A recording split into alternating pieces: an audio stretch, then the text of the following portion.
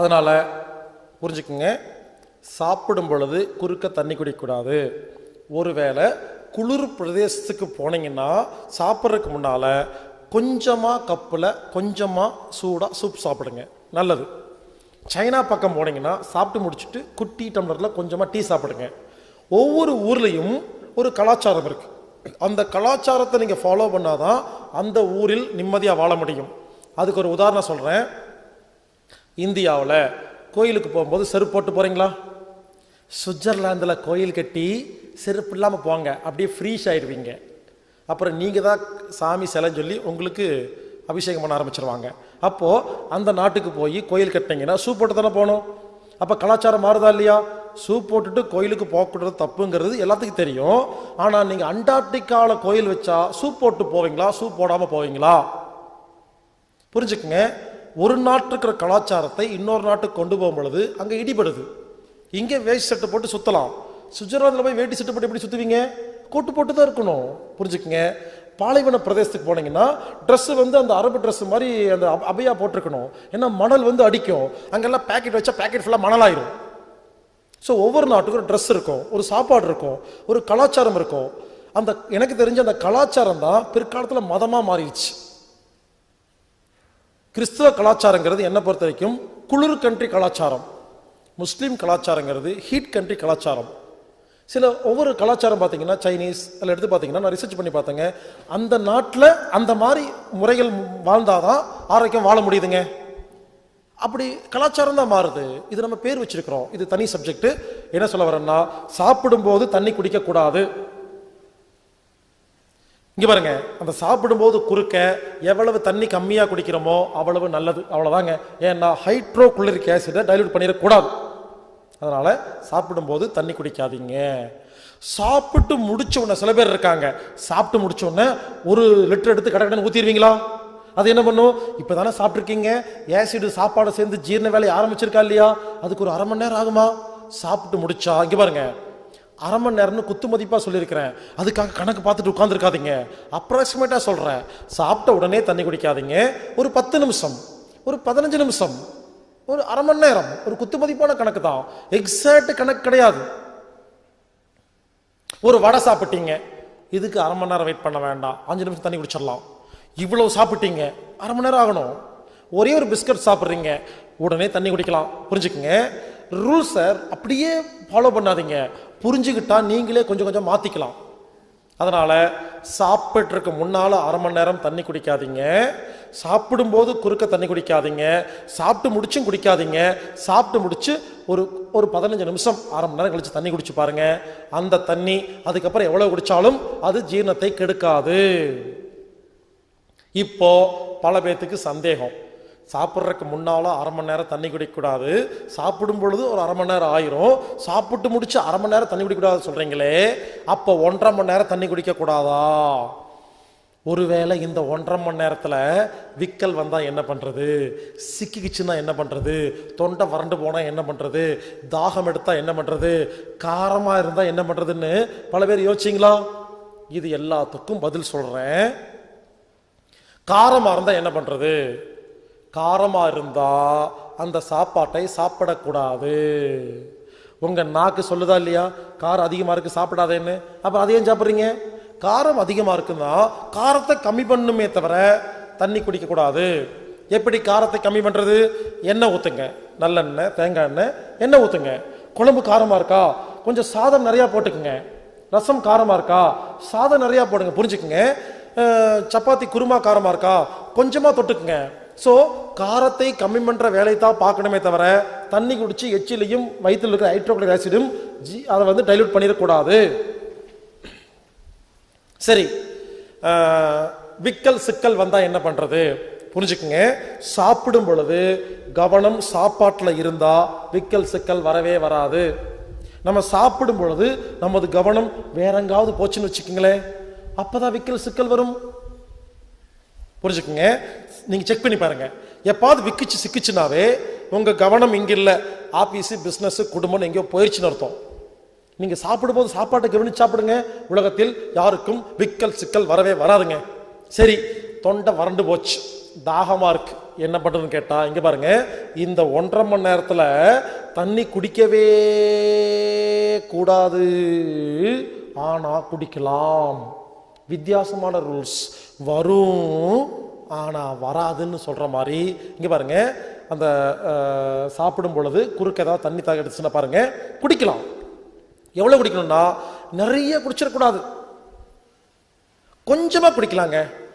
கொஞ்சமா ஒரு 1/4 டம்ளர் குடிக்கலாம். இங்க பாருங்க, சாப்பிட்றதுக்கு முன்னால ஒரு 1/4 டம்ளர். எதுக்கு? தொண்டை வறண்டு போயிருக்கலையா, அதுக்காக. சாப்பிடும்போது விக்கல் சிக்கல் காரமா இருந்தா கொஞ்சமா குடிங்க. அதை என்ன அர்த்தம்னா, குடிக்கிற தண்ணி உதடு வாய் தொண்டையெல்லாம் நினைக்கணும், வயிற்றுல போய் விழுந்துடக்கூடாது. இது ஒண்ணு. ரெண்டாவது, வாயில சாப்பாடு இருக்கும் போதே தண்ணி குடிக்கக்கூடாது. முழுங்கி வாயில ஒண்ணுமே இல்லாதப்பதான் தண்ணி குடிக்கணும். தண்ணி அளவு ரொம்ப கம்மியா இருக்கணும். அதனால சாப்பிட்டு முடிச்ச உடனே வாய் குப்பையா இருக்குமா, ஏதாவது கொஞ்சமா தண்ணி குடிச்சா நல்லா இருக்கும். நான் சாப்பிட்டு முடிச்சுட்டு தண்ணியே குடிக்க வேண்டாம்னு சொல்லல, அளவு கம்மியா குடிங்க. சாப்பிட்டு முடிச்ச உடனே சும்மா வாய் கொப்பளிச்சு முழுங்குறக்காக வெயிட் பண்ணுங்க. ஒரு 15 நிமிஷம் கழிச்சு நீங்க நிறைய குடிச்சுக்கலாம். ஆக மொத்தம் சாப்பிடும் பொழுது தண்ணி எவ்வளவு கம்மியா குடிக்கிறீங்களோ சாப்பாடு அவ்வளவு சூப்பரா ஜீரணமாகும். சில பேர் என்ன பண்ணுவாங்க, சாப்பிட்டு முடிச்ச உடனே இந்த மாத்திரை சாப்பிட்ற பழக்கம் இருக்கா? நான் என்ன சொல்றேன், சாப்பிடும்போது சாப்பாட்டை கவனிங்கன்னு சொல்றேன்னா நீங்க சாப்பாட்டையே கவனிக்கிறீங்க இல்ல. சில பேர் சாப்பிடும்போது பாத்தீங்கன்னா, சாப்பிட்டு முடிச்சோன்னா பிபிக்கு மாத்திரை சாப்பிடணும், சாப்பிட்டு முடிச்சுக்கணும் சுகருக்கு மாத்திரை சாப்பிடணும்னு கவனமெல்லாம் மாத்திரை மேல இருக்கும், சோத்து மேல இருக்காது. சாப்பிட்டு முடிச்சுன்னு ஓடி போய் இவ்வளவு மாத்திரை அள்ளி எடுத்து வாயில போட்டு ஒரு சொம்பு தண்ணி குடிக்கிறீங்களா? ஏங்க, இப்பதானே சாப்பிட்டுருக்கீங்க. சாப்பிட்டு முடிச்சோன்ன ஒரு சொம்பு தண்ணி குடிச்சா வயிறு கெட்டு போகுமா இல்லையா? அந்த மாத்திரை உள்ள போய் நல்லது பண்ணுதோ இல்லையோ, அந்த மாத்திரைக்காக கொடுக்கிற தண்ணி இருக்கு இல்லையா, அது ஜீரணத்தை கெடுக்குது. முதல்ல எல்லாம் எல்லாரும் 1 மாத்திரை 2 மாத்திரை சாப்பிட்டு இருந்தாங்க, இப்பெல்லாம் இவ்வளவு சாப்பிட்றாங்க. ஒரு ஃபேன்சி ஸ்டோர் போயிருந்தேன், பெரிய டப்பா ஒன்று, பிளாஸ்டிக் டப்பா, அதுல அப்படி கோடு கோடு கோடு நிறைய டப்பா இருக்குது, சுத்துற மாதிரி இருக்கு. நான் ரொம்ப நேரம் யோசிச்சுட்டு இருந்தேன், இது எதுக்கு தான் பயன்படுத்துவாங்கன்னு. அது ஒரு 50 டப்பா இருக்கு, முக்கோணமா. நான் யோசிச்சுட்டு இருந்தேன். அவர் கேட்டார், என்னன்னு கேட்டாரு. இது என்னங்க வித்தியாசமா இருக்குன்னு. இது மாத்திரை வைக்கிற டப்பாப்பா, அவனுக்கு தெரியாது அப்படின்னாரு. இப்பெல்லாம் மாத்திரை வைக்கிற டப்பா 50 டப்பா இருக்கு, சுத்தனா ஒவ்வொன்னா வரும், டங் டங் கொட்ட வேண்டியது. முதல்ல எல்லாம் 5.5 பெட்டி தான் இருந்துச்சு, இப்ப 55 பெட்டி இருக்கு. இன்னொரு விஷயம் சொல்றேன், நிறைய பேர் 4 மாத்திரை 5 மாத்திரை சாப்பிட்றீங்களே, ஒரு சின்ன விஷயம் சொல்ற கேளுங்க. 4 மாத்திரை 5 மாத்திரை ஒன்னா சேர்ந்து சாப்பிட்டா உடம்பு கன்ஃபியூஸ் ஆயிரும் தெரியுமா? இப்போ மருந்து மாத்திரை கம்பெனி என்ன பண்ணுது, ஒரு மாத்திரையை எலிக்கோ பன்னிக்கோ கொடுத்து டெஸ்ட் பண்ணி பார்த்து அந்த எலி பன்னி நல்லா இருக்குன்னு சொல்லி சர்டிபிகேட் வாங்கி ஊர்ல சப்ளை பண்றாங்களா? எந்த எலிக்காவது பன்றிக்காவது 4 கம்பெனி மருந்து மாத்திரையை ஒன்னா கொடுத்து டெஸ்ட் பண்ணி பார்த்திருக்காங்களா? அந்த பன்றி எலி நாம தான். எலிக்காவது 1 கொடுக்குறாங்க, நமக்கு 15 கொடுக்குறாங்க. கொஞ்சம் யோசிச்சு பாருங்க. கெமிக்கல் ரியாக்ஷன் ஸ்கூல்ல படிக்கும்போது பார்த்துருக்கீங்களா இல்லையா? ஒரு மாத்திரை உள்ள போய் ஒரு வேலையை பண்ணுதுன்னா இன்னொரு மாத்திரை உள்ள போய் வேற வேலையை பண்ணுதா? இப்படி 4 மாத்திரை ஒன்னா சாப்பிட்டா 4 மாத்திரை ஒன்று சேர்ந்து அது என்னமோ பண்ணும், அது என்ன பண்ணுன்னு அதுக்கே தெரியாது. இந்த மாதிரி ஏங்கல் இது வரைக்கும் யாரும் யோசிச்சு பார்த்தது இல்லைங்க. நான் இது சம்பந்தமா FDAவுக்கும் WHO நிறைய மெயில் அனுப்பிச்சிட்டேன், நான் இங்க மதிக்கவே மாட்டேங்குது. யோசிச்சு பாருங்க, இது எவ்வளவு ரிசர்ச். நிறைய மாத்திரை ஒன்னா சேர்த்து சாப்பிட்டு இது வரைக்கும் எலி பன்றிக்கு செக் பண்ணி பார்த்துருக்கீங்களான்னு FDAக்கு அனுப்பிச்ச மெயில் ரிப்ளையே கிடையாது. ஏன்? அதை பார்க்கறதுக்கெல்லாம் ஆள் கிடையாது. ஸோ புரிஞ்சுக்குங்க, ரொம்ப சிம்பிளாக சொல்கிறேன். சாப்பிடும் பொழுது தயவு செய்து இந்த மாத்திரை பற்றி யோசிக்காதீங்க. சாப்பிட்டு முடிச்ச உடனே மாத்திரை சாப்பிடாதீங்க. சாப்பிட்டு முடிச்சு ஒரு அரை மணி நேரம் கழிச்சு மாத்திரை சாப்பிடுங்க. இங்கே பாருங்க, மாத்திரையே சாப்பிடாதீங்க. ஒரு வேளை மாத்திரை சாப்பிட்றதா இருந்தால் சாப்பிட்டு முடிச்சோன்னா சாப்பிடாதீங்க. சாப்பிட்டு முடிச்சு ஒரு அரை மணி நேரம் கழிச்சு மாத்திரை சாப்பிட்டு தண்ணி குடிங்க. அந்த மாத்திரையும் தண்ணியும் ஜீரணத்தை கெடுக்காது. இவ்வளவுதாங்க. இப்ப நான் சொன்ன மாதிரி எல்லாம் சாப்பிட்டீங்கன்னா சாப்பாடு மருந்தா மாறுது. நல்ல சர்க்கரை, நல்ல கொழுப்பு, நல்ல புரோட்டீனா போய் நல்ல காரியம் மட்டும்தான் பண்ணுது. இதுதான் உணவை மருந்தா மாத்திர டெக்னிக். என்ன சொன்ன? 3 மாசத்துக்கு ஒருக்கா பேதிக்கு சாப்பிடணும். பசி எடுத்தால் தான் சாப்பிடணும். சாப்பிடும் பொழுது உதட்ட மூடி மெல்லணும். சாப்பிடும்போது கவனத்தை சாப்பாட்டில் வைக்கணும். அடுத்தது, சாப்பிட்றதுக்கு முன்னால பிரார்த்தனை பண்ணணும். எப்பவுமே சாப்பிட்றதுக்கு முன்னால, இறைவா இந்த உணவை மருந்தாக மாத்துன்னு நினைச்சிட்டு சாப்பிட்டா மருந்து, பிரசாதம். அடுத்தது, பல்லுக்கு நல்லா வேலை கொடுத்து கூழ் மாதிரி அரைச்சு சாப்பிடணும். வயிற்றுல பல்லு இல்லைன்னு புரிஞ்சுக்கணும். எச்சில் அதிகமாக ஊறுற பொருள்களை சாப்பிடக்கூடாது. சாப்பிட்றதுக்கு முன்னால அரை மணி நேரம் தண்ணி குடிக்கக்கூடாது. சாப்பிடும்போது தண்ணி குடிக்கக்கூடாது. சாப்பிட்டு முடிச்சு அரை மணி நேரம் தண்ணி குடிக்கக்கூடாது. தேவைப்பட்டா கொஞ்சமாக குடிச்சுக்கலாம். சாப்பிடும் பொழுது பல்லுக்கு நல்லா வேலை கொடுத்து கூழ் மாதிரி அரைச்சு சாப்பிடணும். இவ்வளவுதாங்க. இந்த மாதிரி எல்லாம் சாப்பிட்டா சாப்பாடு மருந்தா மாறுது. இது வரைக்கும் சாப்பாடை எப்படி சாப்பிடணும்னு பார்த்தோமா? இப்ப நாம பார்க்க போறது சாப்பாடை எப்படி எல்லாம் சாப்பிடக்கூடாதுன்னு பார்க்க போறோம். அதுல ஃபர்ஸ்ட் பாயிண்ட் என்ன தெரியுமா? சாப்பிடும் பொழுது டிவி பார்த்துட்டு சாப்பிடக்கூடாது. இந்த பாயிண்ட்ல எல்லாருமே அவுட். முதல்ல லேடிஸ் மட்டும்தான் அவுட், இப்ப ஜென்ஸ் அவுட். ஏன்னா வீட்டில் ஓடிக்கிட்டே இருக்குது, பார்க்காம இருக்க முடியல. இப்பெல்லாம் யாருமே சாப்பிடும் போது டிவி பார்க்காம இருக்கிறது இல்லைங்க. உட்காந்து டிவி பார்த்துட்டு அப்படியே வாயில சோத்த வச்சுக்கிட்டு கவலையெல்லாம் டிவி மேல ஒரே அழுகாச்சு. ஐயோ, இந்த துளசியை பாரு, மாயா எவ்வளவோ கொடுமைப்படுத்துறா. சாரு வேற திரும்பி வந்துட்டா, ரொம்ப வருஷமா காணாம போனவன். ஒரே பிரச்சனை அங்க. சக்திக்கு பிரச்சனை, பொண்ணுறதுக்கு பிரச்சனை, காலையில சக்திக்கு ரேஷ்மிக்கு பிரச்சனை, ஒரே பிரச்சனை. பொண்ணுறாங்க அது இதுன்னு. நந்தினி ஒரு ஒரு ஒரு ஒரு நாடகத்தில் அர்ச்சனா நடிக்கிறான், இன்னொன்று நந்தினி நடிக்கிறான். ஒரே குழப்பமா இருக்கு, எவனே தெரிய மாட்டேங்குது. ஒரே பிரச்சனைங்க. உட்காந்துட்டு ஒப்பார வச்சுட்டு சாப்பிட்டா எல்லா வியாதி வரும். சாப்பிடும்போது அப்படியே எங்க நான் கேட்கிறேன், இந்த டிவி பார்த்துட்டு ஏன் தெரியுமா சாப்பிடக்கூடாது சொல்றேன்? கவனமெல்லாம் டிவிக்கு போயிடுச்சா? சாப்பாடு ஒழுங்கா ஜீரணமாகலையா? கவனம் அங்க போனா ஜீரணமாக சொன்னா இல்லையா? இன்னொரு விஷயம் சொல்ற கேளுங்க, தயவு செய்து யாருமே டிவி சீரியல் பார்க்காதீங்க. என்னன்னா எல்லா டிவி சீரியலும் பேட் கேரக்டர். ஒரு ஆம்பளைக்கு 2 பொம்பளைக்கு அடிச்சுக்குவாங்க. இதுதான் நாடகம். இது ஒரு மானங்கட்ட பொழப்பு. இதுல உட்காந்து வேற பார்த்துட்டு இருக்கீங்க. முத்தாரம் முந்தாணி முடிச்சு எல்லாம் அப்படிதான் இருக்கு எல்லா நாடகத்திலையும். இன்னும் 7 நாள்ல குடும்பத்தை பிரிச்சு காட்டுறோம் பாரு. நாடகத்துல யாருக்குமே ஃபர்ஸ்ட் ரைட் நடக்கிறதே இல்லை, பிரிக்கிறதா வேலை. எந்த நாடகத்துல யாருமே ஒண்ணு சேர மாட்டேங்கிறாங்க. எதுக்கு அந்த கண்ட்ராவி பார்த்துட்டு இருக்கீங்க? வேற பொழப்பே இல்லை. புரிஞ்சுக்கங்க, எதை பத்தி யோசிக்கிறோமோ அதுவாக மாறிவிடுவோம். அப்போ இந்த டிவி சீரியல் என்ன பண்ணுன்னு கேட்டா, எல்லாரும் பார்த்து பார்த்து உண்மையிலேங்க இந்த டிவி சீரியல் நிறைய பார்க்கறவங்க அதுவா மாறிடுறாங்க. இப்பெல்லாம் யாரை பார்த்தாலும் அஞ்சலி மாதிரியே இருக்குது, நந்தினி மாதிரியே இருக்குது. அர்ச்சனை மாதிரி பொம்பளைகளை பார்க்கவே முடியறது இல்லை. புரிஞ்சுக்குங்க, அந்த டிவி சீரியல்ல பார்த்து பார்த்து எல்லாத்துக்குமே பழி வாங்க ரோச்சு அதிகமாயிருச்சு. இதுல வேற புதுசா பாலிமர் சேனல்ல உள்ளம் கொள்ளையில போகுதேன்னு பிரியா என்ன பண்றா, ராம் என்ன பண்றான்னு சில பேர் யோசிக்கிறீங்க. தம்பி, நீ தான் அதிக நாடகம் பார்க்குற போல் இருக்கு, எல்லா கேரக்டரும் ஒழுங்கா சொல்ற, அப்புறம் எங்களை திட்டிட்டு இருக்கிற. எங்க எனக்கு என்ன நாடகம் பார்க்க டைமா இருக்கும்? புரிஞ்சுக்குங்க, ஒரு மெமரி கெப்பாசிட்டி தான். நான் ஏதாவது வீட்டுக்கு போவேன் இல்லையா, அப்போ ஓடிட்டு இருக்கும், 2 சீன் பார்ப்பேன், அந்த சீன் மட்டும் தான் சொல்லுவேன், எனக்கு மற்றதெல்லாம் தெரியாது. ஸோ புரிஞ்சுக்குங்க, டிவி சீரியல் பார்க்காதீங்க. அது என்னன்னா, இவங்க என்ன பண்றாங்க, டிவி சீரியல் மூலமாக உலக பெண்களை லாக் போட்டு வச்சிருக்காங்க. இந்த குழந்தைகளுக்கெல்லாம் சோட்டா பீம், இந்த ஆண்களுக்கெல்லாம் IPL முடிஞ்சு போச்சு. இப்படி யாருக்கு என்ன வேணுமோ ஒரு 4-5 விஷயத்தை வச்சு மொத்த உலகத்தையும் பிளாக் பண்ணி வச்சிருக்காங்க. டிவி சீரியல் பார்க்கறத மட்டும் நிறுத்தி பாருங்க. நம்ம யாரு, எங்கிருந்து வந்திருக்கிறோம், நடந்தது, நடக்க போறது, நடக்கிறது எல்லாம் தெரியும். அந்த பிரம்மாண்டமே தெரியும். நானும் 8 வருஷமா நான் பேசுற வீடியோ ஆடியோ புக்குன்னு ஊரெல்லாம் கொண்டு போய் கொடுத்துட்டு இருக்கிறேங்க. எல்லாரும் சில பேர் வாங்குறதே இல்லை, சில பேர் வாங்கினவங்க பார்க்கறதே இல்லை. நானும் கேட்பேன், யாராவது பார்த்தாங்க, சார் உங்களை சென்னையில் 4 வருஷம் முன்னால நான் பார்த்துருக்கிறேன், உங்கள் மீட்டிங்கெல்லாம் அட்டன் பண்ணியிருக்கிறேன். முதல் கேள்வி கேட்பேன், வீடியோ வாங்கினீங்களா? வாங்கினேன். முழுசாக பார்த்தீங்களா? இல்லை சார், எங்கே டைமே இல்லை சார். நேற்று வம்சம் பார்த்தீங்களா? ஏன் பார்த்தேன். அந்த மண்ணாங்கட்டி பார்க்குற, என் வீடியோ பார்க்க மாட்டியா நீ? யோசிச்சு பாருங்க, அதுக்கு டைம் இருக்கா இல்லையா? இதுக்கு அக்கறை இல்லைங்க. யாரெல்லாம் வீடியோ வாங்கி பார்க்க டைம் இல்லைன்னு சொல்றீங்களோ அக்கறை இல்லை. கேட்டு பாருங்க, யாருக்கு அக்கறை இருக்கோ நைட்டா பார்த்து முடிச்சிருவாங்க, பார்க்காம தூக்கம் வராது. அக்கறை இருந்தால் இந்த மாதிரி விஷயத்தை சொல்றதுக்கு உலகத்தில் ஆளே இல்லை. தெரிஞ்சவங்க சொல்றதே இல்லை, சில பேருக்கு தெரியறதே இல்லை. இவ்வளவு இலவசமா சொல்லி இப்படிதான் இவ்வளவுதான் விஷயம் சொல்லுது, அதை பார்க்கறக்கே டைம் இல்லை. நான் என்னதான் பண்ணுவேன்? புரிஞ்சுக்குங்க.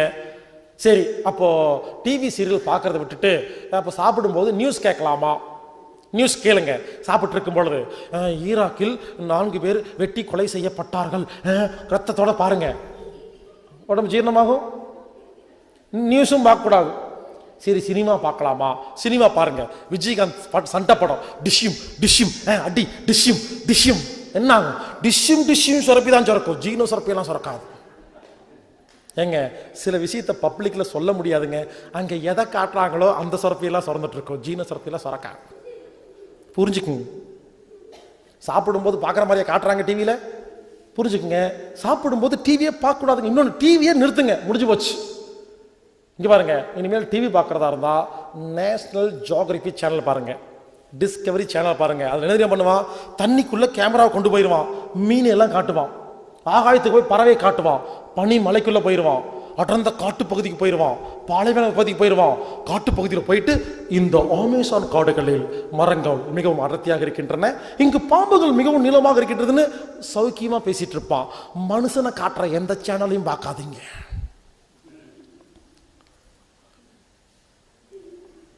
புரிஞ்சுக்குங்க. டிவி பார்க்கறது நமது வாழ்க்கையில மிகப்பெரிய ஒரு கெட்ட காரியங்க. நிறுத்துங்க, எல்லாமே புரியும். ஸோ சாப்பிடும் பொழுது டிவி பார்த்துட்டு சாப்பிடக்கூடாது. அடுத்தது, சாப்பிடும்போது புக்கு படிக்கக்கூடாது. சில பேர் பார்த்துருக்கீங்களா? நாவல் எடுத்து படிச்சுட்டே சாப்பிடுவாங்க வீட்டில் உட்காந்துட்டு. அப்படியே நாவல் படிச்சுட்டு, Rajesh Khanna crime subject, suspense. கதவை மெதுவாக திறந்தான், அங்கு ஒரு பிணம் படுத்து கிடந்தது, மார்பில் கத்தி குத்தப்பட்டிருந்தது, ஒரே ரத்தம். என்ன ஆகும்? கொலை வெறிதான் ஒரு உடம்புல. சாப்பிட்டா சாப்பிடும்போது படிக்கிற விஷயமா அது? ஸோ சாப்பிடும்போது புக்கு படிக்கக்கூடாது. ஏன் தெரியுமா? கவனம் சிதறுது. அடுத்தது, சாப்பிடும் பொழுது பேசக்கூடாது. இந்த பாயிண்ட்லயே எல்லாருமே அவுட்டு. நாம் என்ன பண்ணுவோம்? சாப்பிடும் பொழுதுதான் பேசுவோம், வேற டைமே இருக்காது. ஏன் சாப்பிடும்போது பேசினா என்ன? சாப்பிடும் பொழுது பேசும் பொழுது உதடு பிரியுதா? காத்து உள்ள போகுதா? எதை பத்தி பேசுவோம்? டென்ஷன், கோபம், பயம், கவலை, குடும்பம், பிசினஸ், வியாபாரம், நஷ்டம் பேசுவோமா? அப்ப கவனம் போயிருதா? அப்ப வாயும் திறக்குது, கவனம் போகுதா? சாப்பிடும் பொழுது பேசுறது சாப்பாடு ஒழுங்கா ஜீரணம் பண்ணாது. வீட்டுக்கு ஒரு விருந்தாளி வருவாங்க, வந்தோன்னு என்ன பண்ணுவோம்? வாங்க வாங்க, வந்து 4 வருஷம் இருக்குமா, இப்பதான் காத்திருச்சுதா, உட்காருங்க. அவங்க சொல்லுவாங்க, உட்கார்றக்கெல்லாம் வரல, பொண்ணு கல்யாணம், பத்திரிக்கைக்கு வந்திருக்கிறேன், அப்படி எடுத்து காட்டுவாங்க. நான்லாம் வாங்க மாட்டேன், முதல்ல உட்காருங்க, வந்து எவ்வளோ வருஷம் ஆச்சு, என்ன சாப்பிட்றீங்க? அவங்க சொல்லுவாங்க, எங்க சாப்பிட்றக்கெல்லாம் ஒன்றும் வேண்டாங்க, காலையிலேருந்து 40 வீட்டுக்கு போய் பத்திரிக்கை வச்சு போயிட்டு வந்தேன், எல்லா வீட்லேயும் டீ காஃபி முறுக்கெல்லாம் கொடுத்து வயிறு கெடுத்துருச்சுங்க, கெட்டு போச்சுங்க, ப்ளீஸ் எனக்கு சாப்பிட்றதுக்கு ஒன்றுமே வேண்டாங்கன்னு கெஞ்சுவாங்க. நீங்கள் என்ன பண்ணுவீங்க? பாவமாக பார்ப்பீங்க. அப்படியா, வயிறு கெட்டு போச்சா, ஏன் பங்குக்கு நான் கிடைக்க வேண்டாம், சாப்பிட்டு தான் போகணும், உட்காருங்க அப்படின்னு வீட்டுக்குள்ளே போய் வீணா போன முறுக்கு மிச்சர்லாம் எங்கே இருக்குன்னு தேடி ரொம்ப வருஷமாக வாங்கி யாரும் சாப்பிடாத இருக்கிறதெல்லாம் எடுத்துகிட்டு வந்து நீங்கள் கஷ்டப்பட்டு நீங்களே செஞ்சு இனிப்பெல்லாம் கஷ்டப்பட்டு செஞ்சதை யாருக்கு கொடுக்காம எலி மாதிரி கொண்டு வந்து வச்சு அடம் பிடிக்கிறது, சாப்பிடுங்க சாப்பிடுங்கன்னு. சோத்துக்கு இல்லாமல் வராங்க வீட்டுக்கு விருந்தாளிங்க, விடுறதில்ல, அதை சாப்பிடாம விடுறதில்ல, சாப்பிடுங்கன்னு. அவங்களும் சரி வேற வழியில் வந்து மாட்டிக்கிட்டுமே சொல்லி அந்த வடை போண்டா எடுத்து வாயில போட்டு மெல்லுவாங்க. அப்பதான் பர்மிஷன். சொல்லுங்க எதுக்கு வந்திருக்கீங்க? அவன் நிறுத்து, சாப்பிட்டே பேசுங்க. அப்ப எடுத்து என் பொண்ணுக்கு கல்யாணம் இங்கதான் ஸ்ரீரங்கத்தில் தான், நைட்டே வந்துடணும்.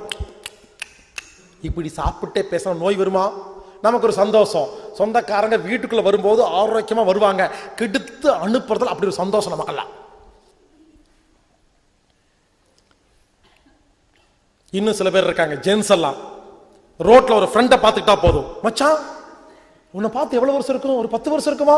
உத்தரமேரூர்ல மீனாட்சி அம்மாள் காலேஜில் படிச்சோம் இல்லையா, அப்ப பார்த்தா தானே 10 வருஷம் ஆச்சா இல்லையா, இப்ப ராமச்சா இருக்கிறேன் அப்படின்னு பேசும்போது பாருங்க, 2 ஃப்ரெண்ட்ஸ் ரொம்ப நாளுக்கு அப்புறம் பேசினா கண்ணு தேடும், எங்கேயாவது போய் சாப்பிடலாமான்னு. இப்ப எதுக்கு சாப்பிட போறீங்க? ஏன் பேசிக்க மாட்டீங்க? 2 பேரும் மீட் பண்ணிட்டா ஒரு இடத்துல போய் உட்கார்றது, வடா போண்டா முறுக்கெல்லாம் வாங்கி வச்சுக்கிட்டு அப்படியே சாப்பிட்டே பேசுறது. அப்புறம் நல்லா இருக்கியா? இது வரைக்கும் நல்லா இருந்தேன், இதை சாப்பிடும்போது பேசுறதுல உருப்பட்ட மாதிரி தான். இந்த சாப்பிடும்போது பேசுறதுன்னு யாரும் கண்டுபிடிச்சது? வீட்டில் விருந்தாளி வந்தா போதும், சும்மா உட்காந்துட்டு அப்படியே சிப்ஸ் எடுத்து சாப்பிட்டே பேசுறது. தீந்து போச்சு பேசாத, தீந்து போச்சு பேசாத, நிறுத்து, கொண்டு கொட்டு பேசு. அது என்ன பழக்கம்? சாப்பிடும்போது பேசுறது ஒரு கெட்ட பழக்கம். அதனால புரிஞ்சுக்கங்க, சாப்பிட்றது வேற, பேசுறது வேற. அதனால இனிமேல் சாப்பிடும் பொழுது பேசவே கூடாது. சில பேர் இருக்காங்க, செல்போன் வச்சுக்கோங்க, பாத்துருக்கீங்களா? சாப்பிடும்போது செல்போன் வச்சு பாருங்க, இப்படி சொல்லுப்பா, இதோ சாப்பிட்டு இருக்கேன், அதை வந்துடுற, அப்படியே போயிரு, வந்துடாது, அப்படியே போயிரு.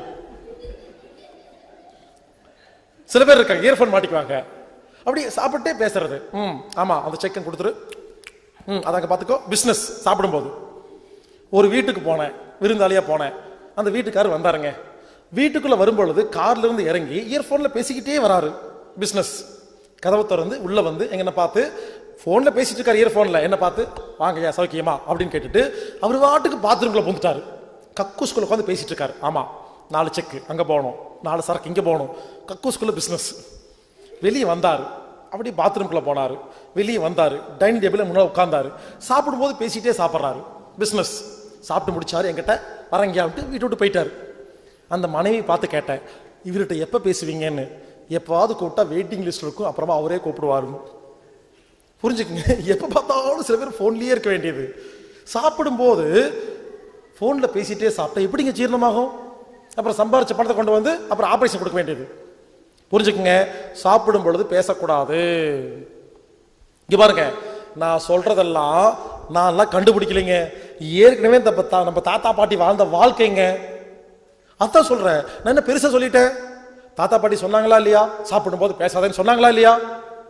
எங்கள் வீட்டு பிள்ளை படத்துல எம்ஜிஆர் சாப்பிடும்போது பேசுவாரு, அந்த குட்டி பொண்ணு சொல்லும், மாமா சாப்பிடும்போது பேசாதன்னு சொல்லும். அது குட்டி பொண்ணுக்கு தெரியுது. புரிஞ்சுக்குங்க, ஏற்கனவே சொன்னதுதான். நான் என்ன பண்றேன், டெக்னிக்கலா மானே தேனே எல்லாம் போட்டு பேசிட்டு இருக்கிறேன். ஏன்னா நாமெல்லாம் சயின்டிபிக்கா ஏமாந்துருக்கோம். சயின்டிபிக்கா சொன்னாதான் பிரிக்க முடியும். சோ சாப்பிடும் பொழுது பேசாதீங்க, அது நல்லது கிடையாது. சாப்பிட்டு முடிச்சுட்டு பேசிக்கலாங்க, ஒரு 5 நிமிஷம் பேசாம இருந்தா என்ன? இங்க பாருங்க, சாப்பிடும்போது பேசுங்க. என்ன பேசணும்? முக்கியமான விஷயம் இருந்தா பேசுங்க. எப்போ? வாயில வச்சுட்டு பேசக்கூடாது. முழுங்கிட்டு முக்கியமான விஷயம் இருந்தா பேசுங்க. குழம்பு கொண்டு வா, பொரியல் வேண்டாம், இது பேசணும். முழுங்கிட்டு ஊர்க்கதை பேசிட்டு கூடாது. நான் முக்கியமான விஷயம் சொல்றது சாப்பாட்டை பத்தி. அதுக்காக உட்காந்துட்டு ஒண்ணுமே சோறு போட முடியாது உட்காந்துட்டு இருக்காதீங்க.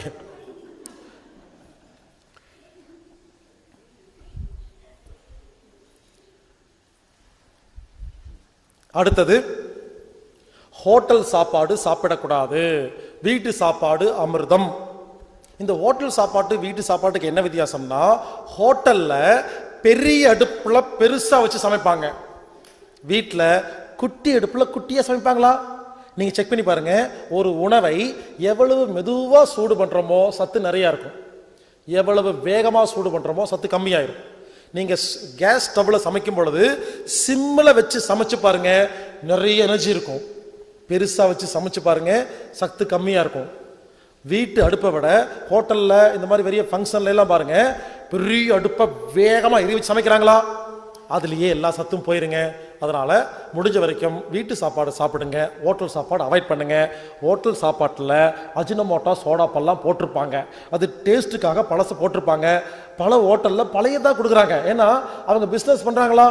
இன்னைக்கு மீந்து போனதெல்லாம் தூக்கி குப்பையிலே போடுவாங்க, ஃப்ரிட்ஜுக்குள்ளே வச்சு நாளைக்கு கொஞ்சம் கலந்துருவாங்க. ஸோ ஹோட்டல் சாப்பாடு சாப்பிடாதீங்க, அது சத்தே இல்லைங்க. அதுலேயும் குறிப்பாக கேஎஃப்சி, பீஸா ஹட், மெக்டானல்ட்ஸ் அந்த பக்கம் போகாதீங்க. அதுக்கு பேசாமல் தூக்கு மாட்டி தொங்கிருங்க, ரெண்டு ஒன்று தான். எங்க குப்பையை எந்த நாட்டிலையோ இருக்கிற மாமிச துண்டுகளையும் இதையும் எக்ஸ்போர்ட் பண்ணி கண்டெய்னரில் போட்டு குப்பையெல்லாம் அனுப்பிச்சு வச்சு அதை ஒருத்தன் வித்துட்டு இருக்கிறான். அது வேற காசு கொடுத்து சாப்பிட்றீங்க. யோசிச்சு பாருங்க. இந்த மாதிரி கடையில் போய் சாப்பிடும் பொழுது 5000 ரூபா 10,000 பில்லு வருதா? சின்ன சின்ன கடையில் போய் பார்த்தா 100 ரூபா சாப்பிட்றதுக்கு பில்லு வருதா? இங்கே போய் சண்டை, அங்கே போய் தேங்க்யூ டீசெண்டாக கொடுத்தா விஷத்தை குடிக்க வேண்டியது. ஒரு விஷயம் புரியுமா? இங்க பாருங்க, உலகத்தில் உள்ள எல்லா மருந்து மாத்திரை கம்பெனி முதலாளியும் கேஎஃப்சி, மெக்டானல்ட்ஸ், பீஸா ஹட், டொமினோஸ் இருக்கு இல்லையா, அதோட முதலாளியும் 2 பேரும் ஒரே ஒரு ஆளு தான். இவங்க என்ன பண்றாங்க, உணவு அப்படிங்கிற முறையில பாய்சனை கொடுத்து உலக மக்களுக்கு நோயை உண்டு பண்ணி அவன் மருந்து சப்ளை பண்றான். அதே மாதிரி பெப்சி, கோக், ஃபேண்டா, கூல்ட்ரிங்க்ஸ் இருக்கு இல்லையா, உலகத்தில் வைக்கிற எல்லா கூல்ட்ரிங்க்ஸ் கம்பெனி முதலாளியும் மருந்து மாத்திரை கம்பெனி முதலாளியும் ஒருத்தன் தான். இவன் என்ன பண்றான், கூல்ட்ரிங்க்ஸ்ல விஷத்தை கலந்து எல்லாத்துக்கும் நோயை உண்டு பண்ணி அப்புறம் மருந்து மாத்திரை கொடுக்குறான். அதே மாதிரி கடையில் வைக்கிற எல்லா soap, Hamam, Lifebuoy, Lux, Dove, Pears, paste, Pepsodent, Colgate, உலகத்தில் விற்கிற எல்லா கன்சியூமர் ப்ராடக்டுடைய முதலாளி ஒரே ஒருத்தங்க. அவன் யாரு, அவன் பேர் என்னங்கிறத நான் 4வது நாள் உலக அரசியல்ல சொல்லுவேன். புரிஞ்சுக்குங்க. உலகத்தில் விற்கிற எல்லா பொருளும் ஒரு குறிப்பிட்ட குரூப்புக்கு சொந்தங்க. இவங்க என்ன பண்றாங்க, பல்ல கெடுக்கணும்னா இந்த பெப்சோடன்ட், கோல்கேட் இருக்கு இல்லையா, அதுல கெமிக்கலை கலந்து பல்ல கெடுத்துட்டு அப்புறம் பல்லுக்கு மருத்துவம் பார்க்கறானுங்க. தோலுக்கு நோய் வரணுமா, ஹமாம் சோப்பில் கொஞ்சம் விஷத்தை கலந்து தோல் நோய் உண்டு பண்ணி அப்புறம் தோல் நோய்க்கு மருத்துவம் பார்க்குறானுங்க. இவங்க வந்து இந்த இது மாதிரி, இந்த மைக்ரோசாஃப்ட் கம்பெனி மாதிரி, பில்கேட்ஸ் மாதிரி, வைரஸ் அவன் தான், ஆன்டி வைரஸ் அவன் தான். இவனே ஆன்டி வைரஸ் கண்டுபிடிப்பான், அப்புறம் வைரஸ் கண்டுபிடிப்பான். புரிஞ்சுக்க, வைரஸ் கண்டுபிடிச்சா அதே மாதிரி உலகத்தில் ஒரு மிகப்பெரிய ஒரு மாஃபியா கேங் விளையாண்டு இருக்குங்க. அதனால சொல்றேன், தயவு செய்து ஹோட்டல் சாப்பாடு அவாய்ட் பண்ணுங்க. இந்த கேஎஃப்சி, மெக்டானல்ட்ஸ் எல்லாம் ஜாலியாக என்னைக்காவது ஒரு ஃபேஷனாக சாப்பிடுங்க. இதுவே பொழப்பா பண்ண வேண்டாம். இப்பெல்லாம் ஃபேஷனாகி போச்சு, சமைக்க வேண்டாம், இன்னைக்கு கேஎஃப்சி போடலான்னு ஒரு பெருமை. குப்பையை சாப்பிட்றதுக்கு ஒரு பந்தா. புரிஞ்சுக்குங்க. ஹோட்டல் சாப்பாடு அவாய்ட் பண்ணுங்க, வீட்டு சாப்பாடு சாப்பிடுங்க.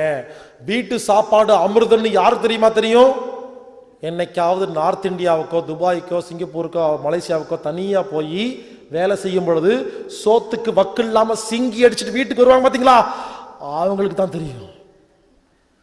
அப்புறம் வந்துட்டு வீட்டில் உட்காந்துட்டு ஒரே ஒரு தயிர் சாப்பாடு கூடன்னு கேட்டு உட்காந்துருப்பாங்க. உண்மையிலேங்க, வெளியெல்லாம் போனால் எங்கே போனாலும் நல்ல சாப்பாடு கிடைக்கிறதே இல்லைங்க. ஏன் தெரியலன்னா, வீட்டில் நல்ல சாப்பாடை சாப்பிட்டு சாப்பிட்டு உடம்புல நிறைய தெம்பு இருக்கா தெரிய மாட்டேங்குது. 6 மாதம் வெளியே போய் சாப்பிட்டு பாருங்க ஹோட்டலில், உடம்புல ஒன்றும் இல்லை, ஆடி போயிடும். யாராவது வீட்டு சாப்பாடை குறை சொல்லிட்டே சுற்றிட்டு இருக்கிறாங்களா, துரத்தி விடுங்க, எங்காவது நார்த் இந்தியாவுக்கு போயிட்டு வரட்டும். அப்புறம் வந்து உட்காந்து தக்காளி சாப்பாடு செஞ்சு கொடுன்னு கெஞ்சிட்டு இருக்குங்க. ஸோ வீட்டு சாப்பாடு அமிர்தம், ஹோட்டல் சாப்பாடு சரியில்லை. சாப்பிடுங்க, வேண்டான்னு சொல்ல. அதுவே ஒரு பொழப்பா செய்ய வேண்டாம். ஏதோ ஜாலியாக என்னைக்காவது ஃபேஷனாக சாப்பிடுங்க. அடுத்தது, சாப்பிடும் பொழுது சம்மணங்கால் போட்டு உட்கார்ந்து முதுக நேராக வச்சு தான் சாப்பிடணும். அப்பதான் ஜீரணமாகும். காலை தொங்க போட்டுட்டு உட்கார்ந்துட்டு சாப்பிட்டா ஜீரணமாகாது. இங்க பாருங்க, காலை தொங்க போட்டு உட்கார்றது எவ்வளோ மோசம்னு சொல்கிறேன். நம்ம என்ன பண்ணுறோம், ஆஃபீஸு சேரு, வீட்டில் சோபா, கட்டில், பஸ்ஸில் போகும்போது, காரில் போகும்போது, டூ வீலரில், ஸ்கூலில், காலேஜில், ஃபங்க்ஷனில், எல்லா இடங்களிலும் காலை தொங்க போட்டு உட்கார்றோமா? இந்த காலை தொங்க போட்டு உட்கார்றது எவ்வளோ மோசம் தெரியுமா? ஏன்னா ரத்த ஓட்டமெல்லாம் காலுக்கே போயிருங்க, வயிற்றுக்கு வராது. புரிஞ்சுக்குங்க. சாப்பிடும் பொழுது சம்மண கால் போட்டு உட்கார்ந்து சாப்பிட்டீங்கன்னா சாப்பிட சாப்பிட ஜீரணமாகும். ஏன் தெரியுமா? காலுக்கு போக வேண்டிய ரத்தம் எல்லாம் வயிற்றுக்கு போகுமா, நல்லா ஜீரணமாகுங்க. முடிஞ்ச வரைக்கும் காலை தொங்க போட்டுட்டு உட்காராதீங்க. ஏன் தெரியுமா? ஒரு நாளைக்கு எவ்வளவு நேரம் காலை தொங்க போட்டு உட்கார்றீங்களோ உடம்பு ஆரோக்கியம் கெட்டு போங்க. இப்பெல்லாம் ஏன் தெரியுமா எல்லாத்துக்கும் நோய் வருது? எல்லாரும் காலை தொங்க போட்டு உட்கார்றது தான். ஏன்னா ரத்த ஓட்டம் தேவையில்லாம காலுக்கு போயிருது. முக்கியமான உறுப்புகள் எங்க இருக்குது? இந்த இடுப்புக்கு மேலதான் இருக்கு எல்லா உறுப்புகளும். காலை சம்மணங்கால் போட்டு உட்காரும் பொழுது முக்கியமான உறுப்புகளுக்கு ரத்த ஓட்டம் அதிகமா பாயும். என்னால காலை தொங்க போட்டு உட்காந்து 8 மணி நேரம் எல்லாம் பேச முடியாதுங்க. ஆனா சம்மணங்கால் போட்டு உட்கார்ந்தேன்னா நான் பேசிக்கிட்டே இருக்கிறேன். ஏன்னா ரத்த ஓட்டம் உடம்புல பாயுது, காலுக்கு போறதில்ல. அதனால நான் என்ன சொல்றேன், எப்பெல்லாம் சாப்பிட்றீங்களோ சம்மணங்கால் போட்டு உட்கார்ந்து சாப்பிட்டு பாருங்க, சாப்பிட சாப்பிட ஜீரணமாகும். இங்க பாருங்க, கீழே உட்கார்ந்து சாப்பிடுங்கன்னு சொல்லல, டைனிங் டேபிள்ல சேர்ல உட்காந்துக்குங்க, அந்த சேர்ல கால் மடக்கி உட்காருங்க. ஒருவேளை கால் மடக்கி உட்கார முடியலன்னா ஒரு காலையாவது மடக்கி உட்காருங்க. எவ்வளவு மடக்கி உட்கார்ந்து சாப்பிட்றீங்களோ அவ்வளவு நல்லது. இல்லைங்க எனக்கு கால் மடக்க முடியலன்னா நீங்க கால் நீட்டி உட்காந்துக்கலாம். வீட்டில் சாப்பிடும் பொழுது இந்த பாட்டியில உட்காந்துருப்பாங்க இல்லையா, இந்த கால் நீட்டி உட்கார்ந்து சாப்பிட்டு பாருங்க, நல்லா ஜீரணமாகும். அடுத்தது, குளிச்சா 3/4 மணி நேரத்துக்கு அப்புறம் தான் சாப்பிடணும். சாப்பிட்டா 2.5 மணி நேரத்துக்கு அப்புறம் தான் குளிக்கணும். ஏன்? உடம்பின் டெம்பரேச்சர் 37 டிகிரின்னு பார்த்தோமா, 37 டிகிரி 98.4 டிகிரி ஃபாரன்ஹீட் பார்த்தோமா. உடம்பு ஒழுங்கா மெயின்டைன் இருக்கா டெம்பரேச்சரை? பச்சை தண்ணியோ சுடு தண்ணியோ எப்ப குளிக்கிறோமோ நமது உடம்பின் ஆரோக்கியமான வெப்பநிலை மாறிடும். அது மறுபடியும் வர்றதுக்கு 3/4 மணி நேரம் ஆகுங்க. இங்க பாருங்க, 3/4 மணி நேரம் கரெக்டா 3/4 மணி நேரம் இல்ல, நான் அப்ராக்சிமேட்டா சொல்றேன். ஒருத்தருக்கு 10 நிமிஷம் வந்துடும், ஒரு குத்தி மதிப்பா சொல்றேங்க. அப்போ குளிச்ச உடனே சாப்பிட்டா என்ன ஆகுன்னா, குளிச்ச உடனே தோல் டெம்பரேச்சர் மாறி போச்சா, அதை சரி பண்ணிட்டு இருக்கா. அந்த நேரத்தில் ஜீரணத்துக்கு முக்கியத்துவம் கொடுக்காது. நீங்க குளிச்சுட்டு உடனே சாப்பிட்டு பாருங்க, அன்னைக்கு வயிறு திம்முன்னு கஷ்டமா இருக்கும், என்னமோ டிஃப்ரெண்டா இருக்கும். அதனால குளிச்சா 3/4 மணி நேரத்துக்கு அப்புறம் சாப்பிடுங்கள். அதே மாதிரி சாப்பிட்டா 2.5 மணி நேரத்துக்கு அப்புறம் குளிங்க. ஏன்? சாப்பிட்ற சாப்பாடு வாயு வயிறு குடல்ல ஜீரணமாகி ரத்தத்துல கலந்து அது ரத்தத்தில் சுத்திட்டு போய் பேங்க்ரியாஸ்ல இன்சுலின் வாங்கி செல்லுக்குள்ள போய் மைட்டோகாண்ட்ரியில உட்கார்ந்து ஒரு வெப்பத்தை உருவாக்கி இயக்க சக்தியா மாறி பிராணசக்தியா மாறக்கு 2.5 மணி நேரம் ஆகுமா? அப்போ அந்த 2.5 மணி நேரத்துல குளிச்சா என்ன ஆகுனா, நீங்க ஒண்ணு பண்ணுங்க, சாப்பிட்டு முடிச்ச உடனே குளிங்க. அன்னைக்கு சாப்பாடு ஜீரணமே ஆகாது. ஏன்னா சாப்பிட்டு முடிச்சோன்னு குளிச்ச உடனே ஜீரணம் பண்ணிட்டு இருந்த உடம்பில் இருக்கிற சக்தி இந்த தோல் டெம்பரேச்சருக்கு மாறிடும், ஜீரணம் ஒழுங்கா ஆகாது. அதனால குளிச்சா 3/4 மணி நேரத்துக்கு அப்புறம் சாப்பிடுங்க. சாப்பிட்டா 2.5 மணி நேரத்துக்கு அப்புறம் குளிங்க. சில பேர் மாத்தி பயன்படுத்துறாங்க, நான் நிறைய பேர்த்த கேட்டேன், அதிர்ச்சி ஆயிட்டேன். சில பேர் குளிச்சா 2.5 மணி நேரத்துக்கு அப்புறம் சாப்பிட்றாங்க, சாப்பிட்டா 3/4 மணி நேரம் குளிக்கிறாங்க. நான் டிவிடி கேட்கும்போது தப்பா கேட்டாங்க போல இருக்கு. நல்லா யோசிங்க, குளிச்சா 3/4 மணி நேரத்துக்கு அப்புறம் சாப்பிடுங்க, சாப்பிட்டா 2.5 மணி நேரத்துக்கு அப்புறம் குளிங்க. அடுத்தது, எந்த அம்மாவும் உங்க சொந்த குழந்தையோட உட்கார்ந்து சாப்பிடாதீங்க, நல்லது கிடையாது. என்னது, என்னோட குழந்தையோட உட்கார்ந்து நான் சாப்பிட்டா நல்லது இல்லையா? ஆமா. ஏன்? இந்த அம்மாக்கள் செய்யற தப்பு என்னன்னா, இந்த குழந்தைகள் உட்கார்ந்து சாப்பிட்றாங்க இல்லையா, இந்த அம்மாவும் சாப்பிடுவாங்க, குழந்தைக்கு போட்டுருவாங்க. இந்த அம்மா என்ன பண்ணுவாங்க, இந்த அம்மாவுக்கு ரொம்ப பாசம், எல்லா அம்மாவுக்கும் பாசம் தான். இவங்க சாப்பிட்றாங்களோ இல்லையோ, ஏய் ரசம் ஊத்திக்கோ, காலை தொங்க போடு, பேசாத, அது இங்க வைக்கிற அப்படின்னு இந்த அம்மா என்ன பண்றாங்க, தான் சாப்பிட்டு இருக்கும்போது குழந்தைக்கு பரிமாறினா கவனம் எல்லாம் குழந்தைய மேய்க்கிறதுலயே இருக்குது. இந்த அம்மா சாப்பாட்டை கோட்டை போட்டுறாங்க. அதனால அம்மாக்கள் சாப்பிடும் பொழுது முதல்ல குழந்தைக்கெல்லாம் போட்டுட்டு அவங்க எல்லாம் நிம்மதியா சாப்பிட்டு போன உடனே நீங்க தனியா உட்கார்ந்து சாப்பிடுங்க. சில பேர் கல் நெஞ்சம் உள்ள அம்மாக்கள் உட்கார்ந்து சேர்ந்து சாப்பிட்டுக்குங்க. எந்த அம்மா கல் நெஞ்சமே கிடையாது. எங்க வீட்லிங்க நான் என்ன பண்ணுவேன், தட்டில் சாப்பாடு போடுவேன், எங்க அம்மா அப்பா எங்க இருக்காங்கன்னு கண்ணுக்கே தெரிய மாட்டாங்க. சரிங்களா, நான் உட்காந்து தனியா, நான் நினைச்சுக்குவேன் தனியா உட்காந்து சாப்பிட்டுருக்கேன்னு. சாப்பாடு போடுவேன், குழம்பு ஊற்றுவேன், சாப்பிடுவேன்.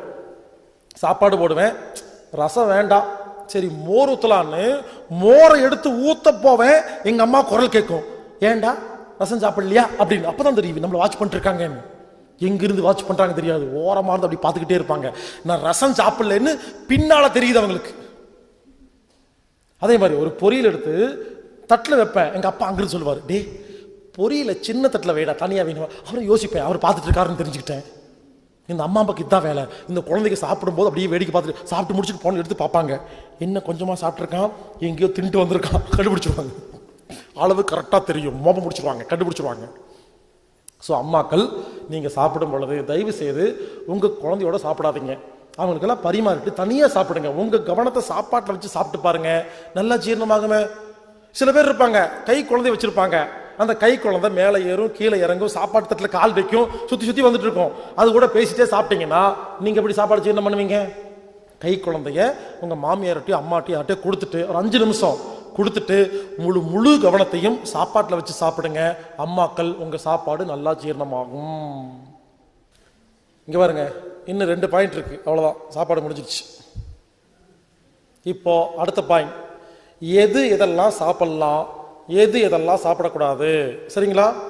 எது எதெல்லாம் சாப்பிடலாம், எது எதெல்லாம் சாப்பிடக்கூடாது. டைம் ரொம்ப கம்மியாக இருக்குது, நிறைய ஐட்டம் இருக்குது, நான் ஸ்பீடாக சொல்லுவேன், முடிஞ்சால் நோட் பண்ணிக்கோங்க. எது எதெல்லாம் சாப்பிடலாம், எது எதெல்லாம் சாப்பிடக்கூடாது. ரெடி? Jude ready. என்ன வேணாலும் சாப்பிடலாம். இப்போ எதுக்கு பேப்பர் பண்ண தூக்கிட்டு உட்காந்துருக்கீங்க? என்ன வேணால் சாப்பிடலாம். ஆனால் எல்லாரும் சொல்லுவாங்க, பூமிக்கு கீழே விளையிறத சாப்பிடாதீங்க அப்படின்னு சொல்லியிருக்கிறாங்களா? நிறைய பேர் சாப்பிடாம இருக்கீங்களா? சாப்பிடாமே இருங்க. அதே குரூப் கொஞ்ச நாளுக்கு அப்புறம் சொல்லும், பூமிக்கு மேலே விளையிறதையும் சாப்பிடாதீங்கன்னு சொல்லும். என்ன பண்ணுவீங்க? இருக்கிறதே 2 ஐட்டம் தான், பூமி கீழே ஒன்று, பூமிக்கு மேலே ஒன்று. புரிஞ்சுக்குங்க, பூமி கீழே என்ன விளையுது?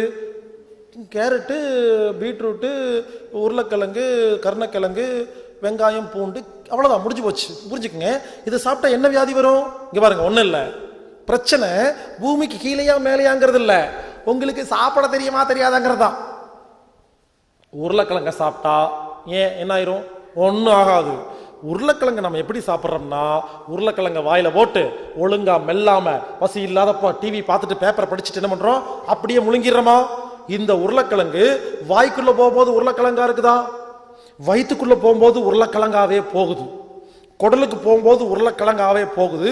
கடைசி எங்க? அங்க ஆபரேஷன் தியேட்டர்ல அங்க வந்து விழுகும்போது, அங்க புரிஞ்சுதா, அங்க வந்து விழுகும்போது உருளைக்கிழங்காவே வந்து விழுந்துருது. அங்க என்ன எங்கன்னு புரிஞ்சுதா? அங்க. இப்ப சொல்லுங்க, பிரச்சனை உருளைக்கிழங்கா? உங்களுக்கு சாப்பிட தெரியலையா? இனிமேல் உருளைக்கிழங்கு யாராவது கொடுத்தா வாயில போட்டு நல்லா மென்னு கூழ் மாதிரி அரைச்சு, உருளைக்கிழங்கில் உள்ள கார்போஹைட்ரேட், புரோட்டீன், விட்டமின் இருக்கு இல்லையா, அதை வாயிலேயே பிரிச்சிடணும். தொண்டை வழியா இறங்கும் பொழுது அது உருளைக்கிழங்குன்னு பேர் இருக்கக்கூடாது, கூழுன்னு மாத்தணும், பேஸ்ட். இப்போ உருளைக்கிழங்க வாயிலேயே பேஸ்ட் மாதிரி மாத்தி முழுங்கினா வயிற்றுக்கு தெரியுமா உருளைக்கிழங்குன்னு? வயிற்றுக்கு தெரியுமா பூமி கீழையா மேலையான்னு? புரிஞ்சுக்குங்க. இனிமேல் எப்ப யார் எது சாப்பிட்டாலும் தயவுசெய்து புரிஞ்சுக்குங்க, நல்லா கேட்டுக்குங்க, வாய்க்கு மட்டும்தான் பேர் தெரியணும், வயிற்றுக்கு தெரியக்கூடாது. அப்படி சாப்பிட்டா இங்க பாருங்க, இனிமேல் எப்ப எதை சாப்பிட்டாலும் வாய்க்கு மட்டும்தான் பேர் தெரியணும், வயிற்றுக்கு தெரியக்கூடாது. இப்படி சாப்பிட்டீங்கன்னா பூமிக்கு மேலே கீழையும் சாப்பிடலாம், பூமிக்கு மேலேயும் சாப்பிடலாம், நேஷனல் ஜியோகிராபி சேனல் வர எல்லாத்தையும் பிடிச்சி சாப்பிடலாம், டிஸ்கவரி சேனல் வரதெல்லாம் பிடிச்சி சாப்பிடலாம், ஒன்றும் ஆகாது. பிரச்சனை சாப்பிட தெரியலை. இவருங்க சும்மா சொல்லிங்க, என்ன வேணா சாப்பிடலாங்க, நான் சும்மாலாம் சொல்ல. உங்க ஊர்லயே சில பேர் இருப்பாங்க, சிக்கன், மட்டன், சுக்கா, கொத்து, புரோட்டா, ஆனியன் ரோஸ்ட்னு நல்லா சாப்பிடுவாங்களா? 90 வயசு நல்லா இருப்பாங்களா? பார்த்துருப்போமா இல்லையா? அதே ஊர்ல தயிர் சாப்பாடு மட்டும் சாப்பிட்டு ஒருத்தர் கேன்சர் வந்திருக்கும், வந்திருக்கா இல்லையா? ஏன்? எது சாப்பிட்றோம் முக்கியம் இல்லைங்க, எப்படி சாப்பிட்றோம் தான் முக்கியம். அதனால இன்னைக்கு மத்தியானம் சாப்பிட போறீங்க இல்லையா, இன்னைக்கு மத்தியானம் நிறைய ஐட்டம் எல்லாம் கொடுப்பாங்க, நல்லா கேட்டுக்குங்க. எதுவுமே வாய்க்கு மட்டும்தான் பேர் தெரியணும், வயிற்றுக்கு தெரியக்கூடாது.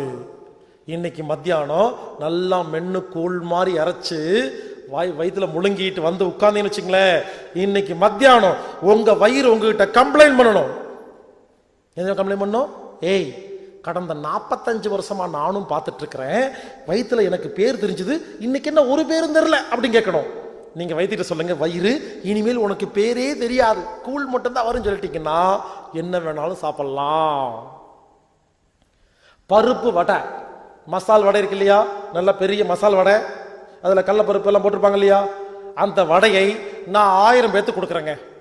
1000 பேர்த்த சாப்பிட சொல்லுங்க. 1000 பேர் சாப்பிட்டு முடிச்சுட்டு 1000 பேர் அடுத்த மலம் போவாங்க இல்லையா, அப்ப போய் அதை ஜூம் பண்ணி பார்க்கலாம். 1000 பேர்த்து மலத்திலையும் என்ன இருக்கு தெரியுமா? பருப்பு வடையில கடலப்பருப்பு போட்டாங்களா குண்டு குண்டா, அந்த முழு கடலப்பருப்பு அந்த மலத்துல கிடக்கும். அப்ப என்ன அர்த்தம்? வடையில போட்ட கடலப்பருப்பு எந்த செக் போஸ்ட்லயும் மாட்டாம ஹைவேஸ்லயே பூந்து வந்துருச்சுன்னு அர்த்தம். அப்புறம் உட்கார்ந்துட்டு எனக்கு புரோட்டீன் கம்மியா இருக்குன்னு ஏன் கம்ப்ளைண்ட் பண்றீங்க? வடையில போட்ட பருப்பு அங்கேயே போச்சு. இனிமேல் எல்லாரும் மலம் போனா ஒரு முறை உத்து பார்க்கணும், எந்த பருப்பு இருக்கக்கூடாது. ஏன்? ஒரு கடுகு கூட இருக்கக்கூடாது. சில பேத்துக்கு பருப்பா இருக்கும், சில பேத்துக்கு வடையே கிடக்கும். சில பேருக்கு பார்த்தா கண்டுபிடிச்சிடலாம், தேங்காய் மாங்காய் பட்டாணி சுண்டு எல்லாம் தெரியும், நேற்று என்ன சாப்பிட்டு சொல்லி போடலாம். சாப்பிட்ற தப்பா சாப்பிட வேண்டியது, அப்புறம் உணவை குறை சொல்ல வேண்டியது. புரிஞ்சுக்குங்க, சாப்பிட்ற முறை தாங்க ரொம்ப முக்கியம். எந்த அளவுக்கு வாயில கூழ் மாதிரி அரைச்சு சாப்பிட்றோமோ அது மருந்தா தாங்க மாறும். இங்க பாருங்க, இனிமேல் மலத்துல ஒரு கடுகு கூட இருக்க கூடாது. எப்ப கடுகு இருக்கோ என்ன அர்த்தம்? கடுகு ஒழுங்கா ஜீரணமான அர்த்தமா? கடுகே இல்லைன்னா அப்ப எல்லாமே ஜீரணமாயிடுச்சு அர்த்தமா? புரிஞ்சுக்கங்க, கடுகில்லாத மலம் பெறுவோம், ஆரோக்கியமாக வாழ்வோம். உங்க ஊர்ல எனக்கு சின்ன ஸ்பான்சர் பண்ணுங்க. உங்க ஊர்ல ஒரு கல்வெட்டு ஒன்று எடுத்து நடு பஸ் ஸ்டாண்ட் பக்கத்தில் எடுத்து வைங்க, சரிங்களா? அதுல கடுகில்லாத மலம் பெறுவோம், ஆரோக்கியமாக வாழ்வோம் போட்டு ஈழர் பாஸ்கர் எழுதி வைங்க. பிற்காலத்தில் சந்ததிகள் பார்த்து புரிஞ்சுக்குமா இல்லையா? இன்னொரு ஐடியா, நாம ஒழுங்கா சாப்பிட்டோமா இல்லையான்னு எப்படி கண்டுபிடிக்கிறதுனா, யூரோப்பியன் டாய்லெட் இருக்கு இல்லையா, உட்கார்ந்து லெட்டின் போற மாதிரி, அதுல தண்ணி இருக்குமில்ல. இங்க பாருங்க, தப்பா சாப்பிட்டுட்டு போய் மலம் போங்க, மலம் தண்ணியில முங்கிரும். நான் சொன்ன மாதிரி நல்லா கூழ் மாதிரி இறைச்சு சாப்பிட்டுட்டு மலம் போங்க, எல்லா மலமும் தண்ணியில மிதக்கும். யார் ஒருவர் ஒழுங்கா சாப்பிட்றீங்களோ மலம் தண்ணியில மிதக்கும். தப்பா சாப்பிட்டா மலம் தண்ணியில முங்கிரும். எவ்வளவு சிம்பிள் ஐடியா! நீங்க ஒழுங்கா சாப்பிட்றீங்களா இல்லையான்னு கண்டுபிடிக்கிறதுக்கு சிம்பிள் டெக்னிக். முங்குச்சா மேந்துச்சா, வேலை முடிஞ்சிருச்சு. இங்க பாருங்க, மிதக்கணும். நான் திடீர்னு உங்க வீட்டுக்கு வருவேன், ஆப்ரேஷன் தியேட்டர் நீங்க போயிருக்கீங்கன்னு சொல்லுவாங்க, வீட்டுல வெயிட் பண்ணிட்டு இருப்பேன், கதவை திறக்கும் போது கேள்வி கேட்பேன், முங்குச்சா மேந்துச்சான்னு. மரியாதையா பதில் சொல்லணும். முங்குனா மாட்டிட்டீங்க, மிதக்கணும். சில பேர் யோசிக்கிறீங்க, தம்பி உனக்கு வேற வேலை வெட்டியே இல்லையா, இதெல்லாம் உட்காந்து ஆராய்ச்சி பண்ணியா? என்ன பண்றது, ஃப்ரீ டைம்ல ஹாபியா இருக்கும்போது இப்படி எல்லாம் யோசிக்கிறதா?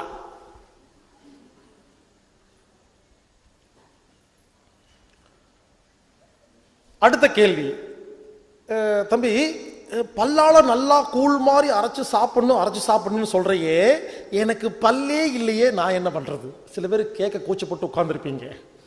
அதுக்கு பதில் சொல்றேன். எப்ப பல்லு இல்லையோ, நீங்க குழந்தைக்கு பல்லு இல்லையா, அதுக்கு என்ன பண்றோம்?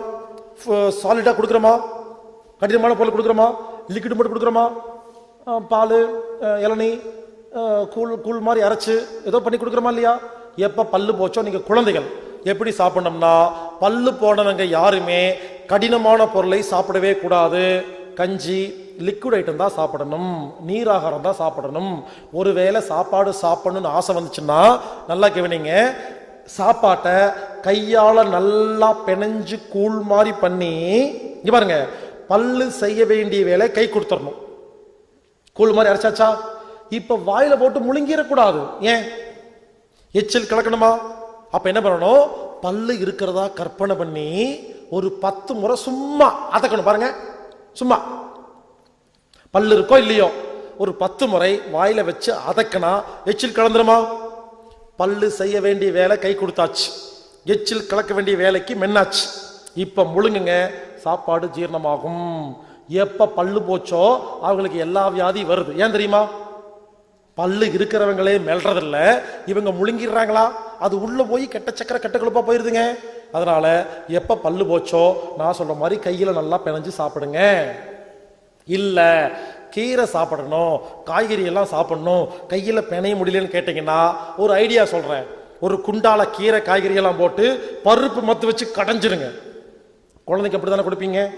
குழந்தைக்கு கொடுக்குற மாதிரி தான், நல்லா கடைஞ்சு அதுக்கப்புறம் தட்டில் போட்டு வாயில போட்டு 5 முறை அதக்கி முழுங்குங்க, ஜீரணமாகும் கீரையெல்லாம். ஓகே, அடுத்த கேள்வி, எனக்கு புரோட்டா சாப்பிடணும்னு ஆசையா இருக்கு, பல்லே இல்லை, நான் என்ன பண்றது? அதுக்கு ஐடியா இருக்குது. புரோட்டா குருமா வாங்கிட்டு வந்து மிக்சியில போட்டு கிர்னு அடிச்சிருங்க, கூழ் மாதிரி ஆயிருமா?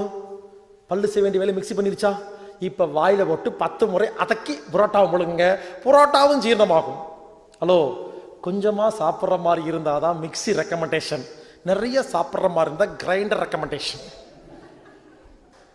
சில பேருக்கு மிக்சி பத்தாது. கடைசி பாயிண்ட், எவ்வளவு சாப்பிடணும்? யாருக்காவது தெரியுமா? காலையில் எவ்வளவு சாப்பிடணும், மத்தியானம் எவ்வளவு சாப்பிடணும், நைட் எவ்வளவு சாப்பிடணும்? யாருக்காவது தெரியுமா? தெரியாது. என்ன பண்றோம்? ஒரு டாக்டரை போய் பார்க்குறோம். யாரு? டைட்டீஷியன். அவர் என்ன பண்ணுவாரு?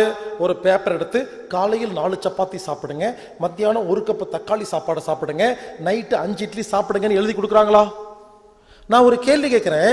இந்த மாதிரி எழுதி வச்சு சாட்டை பார்த்து நிறைய பேர் சாப்பிட்டு இருக்கீங்களே, இது எவ்வளவு பெரிய முட்டாள்தனம் தெரியுமா?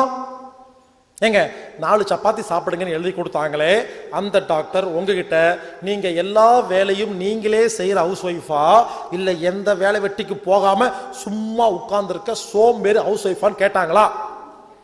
2 பேத்துக்கு வேற வேற மாதிரி பசிக்குமா? கூலி வேலை செய்கிற ஒருத்தருக்கும் ஒரு பேங்க் மேனேஜருக்கும் ஒரே மாதிரி பசிக்குமா? அதை விடுங்க, ஒரு நாள் கூலி வேலை செய்யற ஒருத்தர் அடுத்த நாள் ஏசி கார்ல டிராவல் பண்றாரு, பசி மாறிடுமா? ஏங்க, நானு இன்னைக்கு நிறைய பேசுறேங்க, நிறைய சாப்பிடுவனா?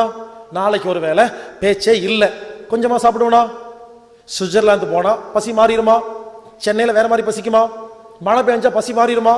இப்ப சொல்லுங்க, ஜப்பான்காரங்க குள்ளமா இருக்காங்க, சில நாட்டுக்காரங்க ஹைட்டா இருக்காங்களா? அப்ப அளவு மாறுதா இல்லையா? புரிஞ்சுக்குங்க, ஒரு மனிதன் ஒரு நேரத்துக்கு எவ்வளவு சாப்பிடணுங்கிறது ஹைட்டு, வெயிட்டு, வயசு, கிளைமேட்டு, மழை, மூடு, ஏசி, நான் ஏசி, ரூஃப் என்ன போட்டிருக்கு, காங்கிரீட்டா இல்ல சிமெண்ட் சீட்டா இல்ல ஓடா இல்ல கூரை வீடா, ரோட்ல வேலையா வீட்டுல வேலையா, மூடு, இத்தனை விஷயத்தை பொறுத்து மாறுங்க. அதனால ஒரு நாளைக்கு ஒரு மனிதன் ஒரு நேரத்துக்கு எவ்வளவு சாப்பிடணும்னு உலகத்துல யாராலையும் ஒழுங்கா சொல்லவே முடியாது. நான் ஒருவேளை டைட்டிஷியன்ல PhD வாங்கியிருந்தாலும் நான் நாளைக்கு மத்தியானம் என்ன சாப்பிடணும்னு எனக்கே சொல்ல முடியாதப்போ நான் எப்படி உங்களுக்கு சொல்ல முடியும்? அதனால அந்த சாட்டை எல்லாம் கிழிச்சு குப்பையில போடுங்க, அதெல்லாம் செல்லாது. இன்னொரு காமெடி சொல்றேன், இனிமேல் யாரும் எழுதி வச்சு சாப்பிட மாட்டீங்க. காலையில 4 சப்பாத்தி சாப்பிடுங்க நீ எழுதி கொடுத்து அதை பார்த்து சாப்பிடுறீங்களே, உங்க வீட்டு சப்பாத்தி இவ்வளோ பெருசு இருக்குமா இல்ல இவ்வளோ பெருசு இருக்குமான்னு சாம்பிள் காமிச்சிங்களா? யோசிச்சு பாருங்க. ஒரு வீட்டு சப்பாத்தி குண்டா இருக்குது, 1 சாப்பிட்டா வயிறு நிறைஞ்சிருதா? ஒரு வீட்டு சப்பாத்தி அப்பளம் மாதிரி இருக்கா, 7 சாப்பிட்டா வயிறு நிறையலையா? அப்போ உங்க வீட்டு சப்பாத்தியோட திக்னஸ், டென்சிட்டி, டயாமீட்டர் கொடுக்காம அவர் எப்படி 4 சப்பாத்தின்னு சொன்னார்? Technical problem. இந்த மாதிரி யோசிச்சு பாருங்க, ஒரே காமெடியா இருக்குங்க. மத்தியானம் 1 கப்பு தக்காளி சாப்பாடு சாப்பிடுங்கன்னு சொல்றாங்களா? உங்க வீட்டுல இவ்வளவு பெரிய கப்பு இருந்தா அவர் என்ன பண்ணுவாரு? உங்க வீட்டு கப்பு பார்த்தா வந்து கப்புடைய டெப்த் சொன்னாரா, டயமீட்டர் சொன்னாரா? யோசிச்சு பாருங்க. இது கூட தெரியாத ஒருத்தர் உங்க டாக்டரா? நைட்டு 5 இட்லி சாப்பிடுங்கன்னு சொல்றாங்களே, எல்லா வீட்டு இட்லியும் ஒரே சைஸ் இருக்கா? இப்ப புதுசா வந்திருக்கு 14 இட்லி, அந்த இட்லி இந்த இட்லி வந்திருக்கா இல்லையா? அப்ப ஒவ்வொரு இட்லி சைஸ் மாறுதா இல்லையா? அப்ப இது கூட யோசிக்க தெரியாம என்ன படிச்சாங்க? புரிஞ்சுக்கங்க, இப்படி எல்லாம் எழுதி வச்சு யாரும் சாப்பிடவே முடியாது. கிழிச்சு குப்பையில போடுங்க. நான் சொல்ற மாதிரி சாப்பிடுங்க. சாப்பாட்டுக்கு அளவெல்லாம் கிடையாதுங்க. புரிஞ்சுக்குங்க, எப்ப பசிக்குதோ சாப்பாட்டு பக்கம் போங்க, மனசுக்கு பிடிச்ச மாதிரி ஆசை தீர சாப்பிடுங்க, சரிங்களா? மறுபடியும் ரூல்ஸ், அடுத்த பசி வந்தாதான் சாப்பிடணும். அதனால சாப்பாட்டுக்கு அளவு கிடையாது, எவ்வளவு வேணாலும் சாப்பிடலாம். இது வரைக்கும் சாப்பிடுங்க, ஒன்றும் ஆகாது. அளவு அதிகமாக சாப்பிட்டா ஒன்றும் ஆகாது. சில பேர் நினைக்கலாம், என்ன தம்பி நிறைய சாப்பிட்டு ஒன்றாகாதுன்னு சொல்றியே, 4 சப்பாத்தி சாப்பிட வேண்டிய இடத்துல 7 சப்பாத்தி சாப்பிட்டா வியாதி தானே வரும் அப்படின்னு நினைச்சிங்கன்னா கிடையாது. இங்கே பாருங்க, ஒருவேளை 8 சப்பாத்தி தப்பா சாப்பிட்டீங்கன்னு வச்சுக்கங்களேன், தைரியமா இருங்க, பயப்பட வேண்டாம். ஏன் தெரியுமா? ஒன்றும் இல்லை, பெரிய சிக்கல்லாம் வராது. அடுத்த பசி ரொம்ப லேட் ஆகும், அவ்வளோதான். கொஞ்சமா சாப்பிட்டா என்ன ஆகும்? அடுத்த பசி சீக்கிரம் வந்துடும். இங்க பாருங்க, சாப்பாட்டு அளவு முக்கியம் இல்லைங்க. ரூல்ஸ் என்ன தெரியுமா? ஒரு முறை சாப்பிட்டா எவ்வளவு வேணாலும் சாப்பிடலாம், ஒரே ரூல்ஸ். அடுத்த பசி வர வரைக்கும் சாப்பாட்டு பக்கம் போகக்கூடாது. இந்த மாதிரி சாப்பிட்டா இனிமேல் அளவே கிடையாது, இதுதான் அளவு. சில பேர் யோசிக்கிறீங்க, இப்படி சொன்னா ஒத்துக்க மாட்டேன், எனக்கு அளவு சொல்லுங்க அப்படின்னு சொன்னீங்கன்னா அதுக்கு ஒரு டெஸ்ட் இருக்கு, எக்ஸ்பெரிமெண்ட், சரிங்களா? நீங்க காலையில மத்தியானம் நைட்டு எவ்வளவு சாப்பிடணுங்கிறத கண்டுபிடிக்கிறதுக்கு ஒரு டெஸ்ட் இருக்கு, எக்ஸ்பெரிமெண்ட். நான் சொல்றேன், அந்த மாதிரி செஞ்சு நீங்களே கண்டுபிடிச்சு சாப்பிட்டுக்குங்க, சரிங்களா? அது கொஞ்சம் டைம் ஆகும், அதை சொல்லி கொடுக்குறேன். அதுக்கு என்ன பண்ணுங்கன்னா, ஒரு நாளைக்கு ஒரு நேரத்துக்கு எவ்வளவு சாப்பிடணும் கண்டுபிடிக்கணும்னா, நீங்க வீட்டுக்கு போறீங்க இல்லையா, ஒரு நாள் வீட்டுக்கு போகும்பொழுது ஹோட்டல்ல 5 பேக்கெட்டு பிரியாணி பொட்டலை வாங்கிட்டு போங்க. உங்களுக்கு இல்லை, உங்க வீட்டில் நாய் வளர்த்துவீங்க இல்லை, அதுக்கு டெஸ்ட் பண்ணி பார்க்கறதுக்கு. ஒரு பிரியாணி பொட்டலத்தை நாய்க்கு உடைச்சு போடுங்க, உங்க வீட்டுனா என்ன பண்ணும்? மொத்த பிரியாணியை சாப்பிட்டு வாழாட்டும். இன்னொரு முறை கொடுங்க அப்படின்னு கேட்கும். இன்னொரு பேக்கெட்டை உடச்சு போடுங்க, அந்த நாய் அதையும் சாப்பிட்டுருமா? மூணாவது பிரியாணி பேக்கெட்டை உடச்சு போட்டீங்கன்னா அந்த நாய் என்ன தெரியும் பண்ணும்? பாதி பிரியாணி சாப்பிடும், மீதி பிரியாணியை வச்சுட்டு நடக்க ஆரம்பிச்சிடும். ஏன்? 2.5 பேக்கெட் சாப்பிட்டுருச்சா, நாய்க்கு வயிறு நிறைஞ்சிருச்சா, நாய்க்கு புரிஞ்சிருச்சு நாம வயிறு நிறைஞ்சு போச்சு போதும் அப்படின்னு நாய் முடிவு பண்ணி 1/2 பேக்கெட் பிரியாணியை சாப்பிடாம நடந்து போகுதா? அந்த நாயை நீங்க ஒன்று பண்ணுங்க, டைகர் இங்க வாப்பா, ஒன்னு ஒரு பெரிய மனுஷன் 5 பேக்கெட் வாங்கிட்டு வந்திருக்கிறேன், நீ 2.5 சாப்பிட்டு நீ வாட்டுக்கு போற, மிச்சம் யார் சாப்பிட்றது, கெட்டு போயிருமில்ல, இங்க வா அப்படின்னு சொல்லி நாயை கூட்டு வந்து வாய் வைங்க. 2 பேக்கெட் உடச்சு போட்டு அது வாய் வைக்கும், தட்டி விட்டுட்டு போயிட்டே இருக்கும். நான் ஏன் தெரியுமா இந்த கதையை உங்ககிட்ட சொல்றேன்? ஒரு நேரத்துக்கு எவ்வளவு சாப்பிட்டா வயிறு நிறையும் போதுங்கிறது ஒரு நாய்க்கு தெரியுது. நமக்கு டைட்டிஷியன் வேணுமாமா? இனிமேல் கேட்பீங்க டைட்டிஷியன். உங்க வீட்டு பூனைக்கு 5 லிட்டர் பால் பெரிய தட்டில் ஊத்தி வைங்க. உங்க வீட்டு குட்டி பூனை அப்பாடா ஓசலை கிடைச்சிருச்சுன்னு எல்லாத்தையும் குடிச்சு வயிறு செத்தா போகும். பூனை என்ன பண்ணும்? ட்ரைன் ட்ரைன் 4 வாய் வைக்கும், பக்கத்திலே படுத்து கிடக்குங்க, பால் கெட்டு போயிருங்க.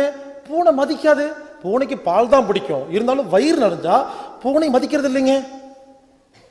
அதை விடுங்க, டிஸ்கவரி சேனல் பார்த்துருக்கீங்களா? ஒரு புலி என்ன பண்ணும்? 100 மான் இருக்கும், மெதுவா பதுங்கி பதுங்கி வந்து ஓடும் மானை பிடிக்கிறதுக்காக. 100 மானு ஓடும். இந்த புலி என்ன பண்ணும்? ஒரே மானை துரத்தி கடிச்சிடும். நல்லா கேளுங்க, ஒரு மானை பிடிச்ச உடனே 99 மானும் ஓடாது, அதே இடத்துல மேய ஆரம்பிச்சிடும். புலி இங்க ஒரு மானை பிடிச்சிருக்கும், ஒரு 10 அடி தள்ளி இன்னொரு மான் மேய்ஞ்சிட்டு இருக்கும். ஏன் தெரியுமா? மானுக்கு தெரியும் இந்த புலி ஒரு மானை பிடிச்சிருச்சு, இதை சாப்பிட்றக்கே 4 மணி நேரம் ஆகும், இதுக்கு மறுபடியும் பசிக்கிறதுக்கு 40 மணி நேரம் ஆகும், அதுக்குள்ள 2 நாள் ஆயிரும், கண்டிப்பா நம்மளை கொலை பண்ணாதுங்கிற நம்பிக்கையில பக்கத்திலே மேய்துங்க. அப்போ எவ்வளவு சாப்பிட்டா வயிறு நிறையுன்னு மானுக்கு தெரியுது, ஒரு புலிக்கு தெரியுது, பூனைக்கு தெரியுது, கண்ட நாய்க்கு தெரியுது, மனுஷனுக்கு மட்டும் தெரியல. இதுக்கு மேல எப்படிங்க சொல்ல முடியும்? புரிஞ்சுக்கங்க, சாப்பாட்டுக்கெல்லாம் அளவெல்லாம் இல்லைங்க. நீங்க சொல்ற கேளுங்க, சாப்பிடும் பொழுது உணவை கவனிச்சால் போதும்னு தோணும். ஹோட்டல்ல போய் ஒரு பொங்கல் வாங்குங்க, எதையும் கவனிக்காம வெறும் பொங்கலை மட்டும் ரசிச்சு சாப்பிடுங்க, 3/4 பொங்கல் சாப்பிட்டோன்னு போதும்னு தோணுங்க. நம்ம என்ன பண்றோம்? சாப்பாட்டை கவனிக்கிறதே இல்லை, அப்ப அளவு தெரியறது இல்லை. நீங்க சாப்பிடும்போது கவனம் வச்சு பாருங்க, போதும் வேண்டாம் பிடிச்சிருக்கு பிடிக்கல எல்லாமே உடம்பு சொல்லிட்டே இருக்குது, உடம்பின் பாசையை யாருமே கேட்கறது இல்ல. இவ்வளவுதாங்க. அதனால சாப்பாடை எப்படி சாப்பிடணும் அப்படிங்கிறது இன்னும் முடியல, இன்னும் 1.5 மணி நேரம் பேச வேண்டிய சப்ஜெக்ட் இருக்கு, பாதிதான் முடிஞ்சிருக்கு. இப்ப நான் சொன்ன மாதிரி இன்னைக்கு போய் சாப்பிடுங்க, சரிங்களா? சாப்பிட்டு வாங்க, ஆச்சரியமா இருக்கும், கண்ணு பளிச்சுன்னு தெரியும்.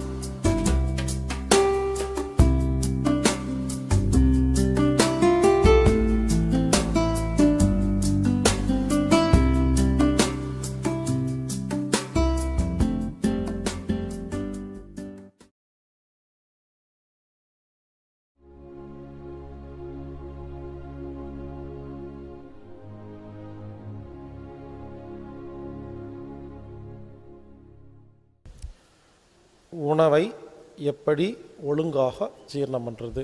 ஃபுட்.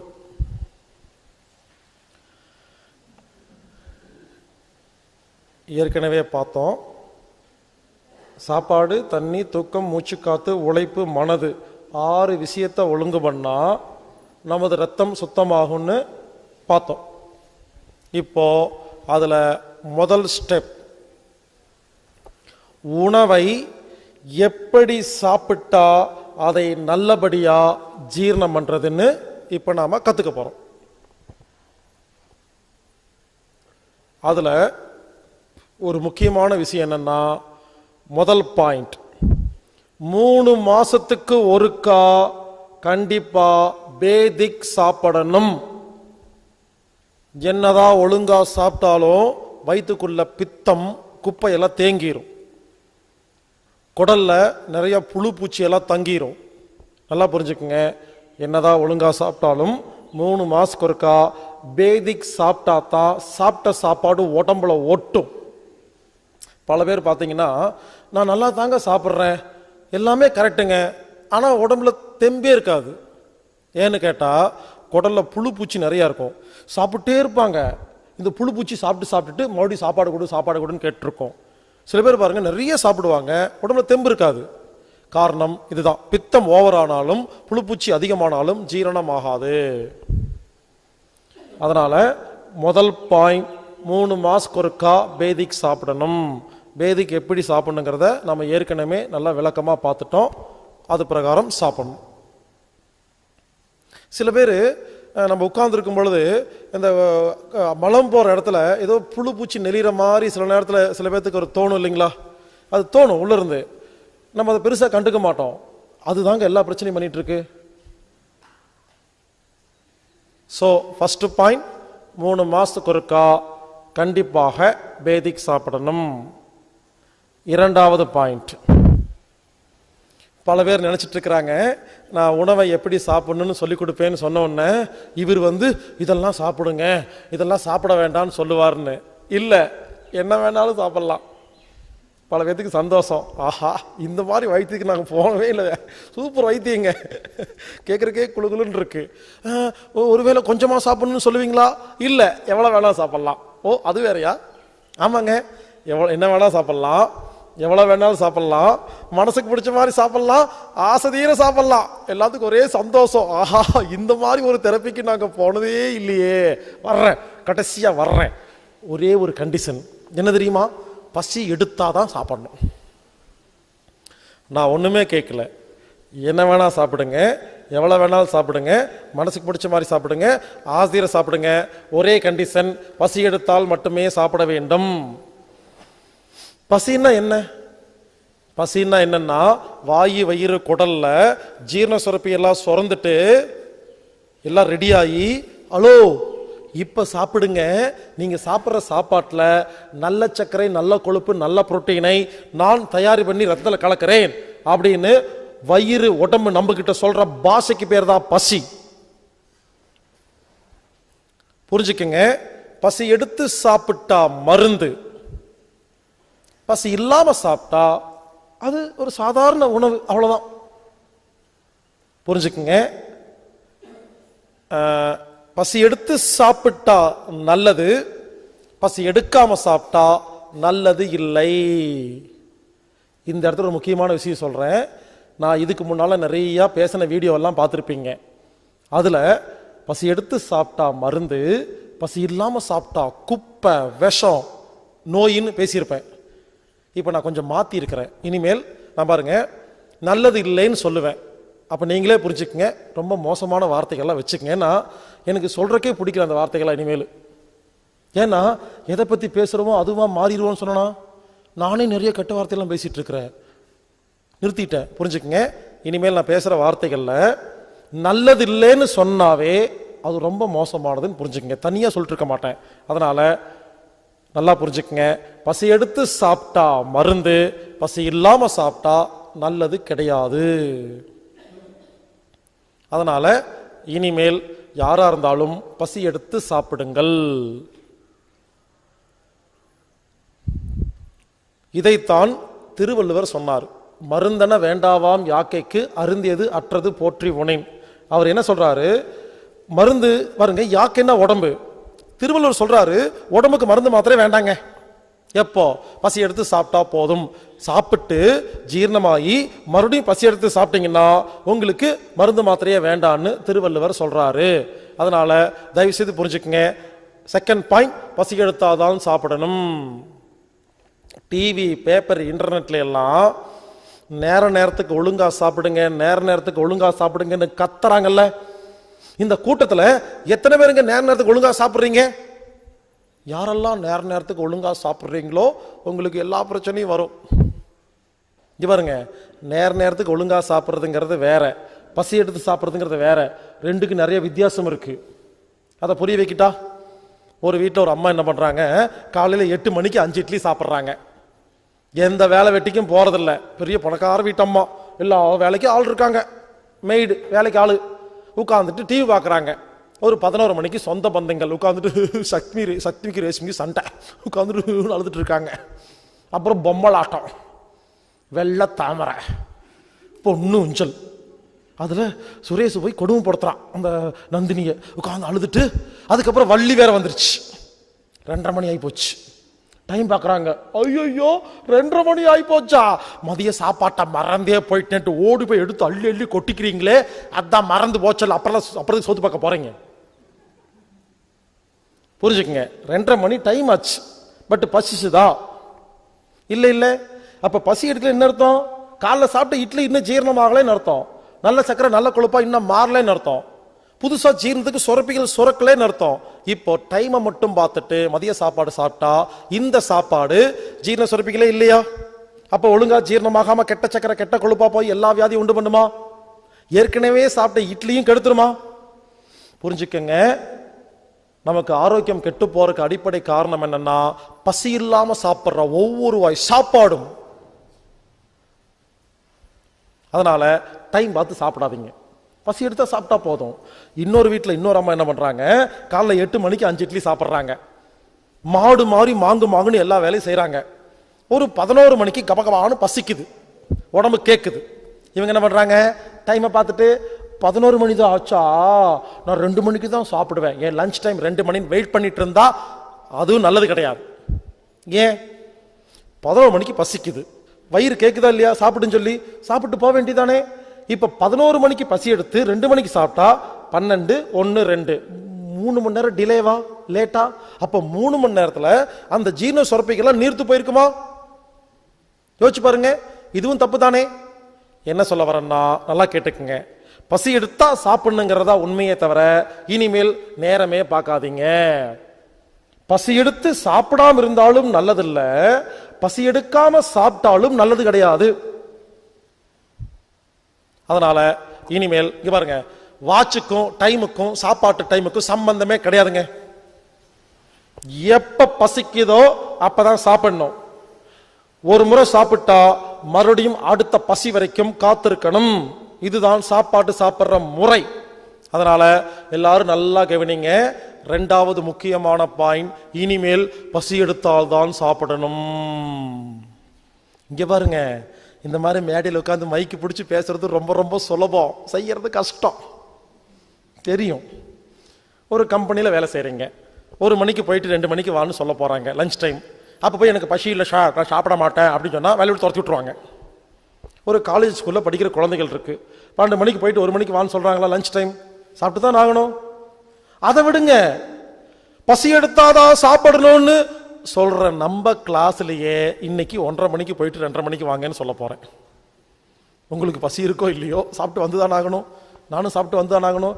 புரிஞ்சுக்குங்க, ப்ராக்டிக்கல் டிஃபிகல்ட்டி இருக்குது, நடைமுறையில் சில சிக்கல் இருக்குது, நான் ஒத்துக்கிறேன்.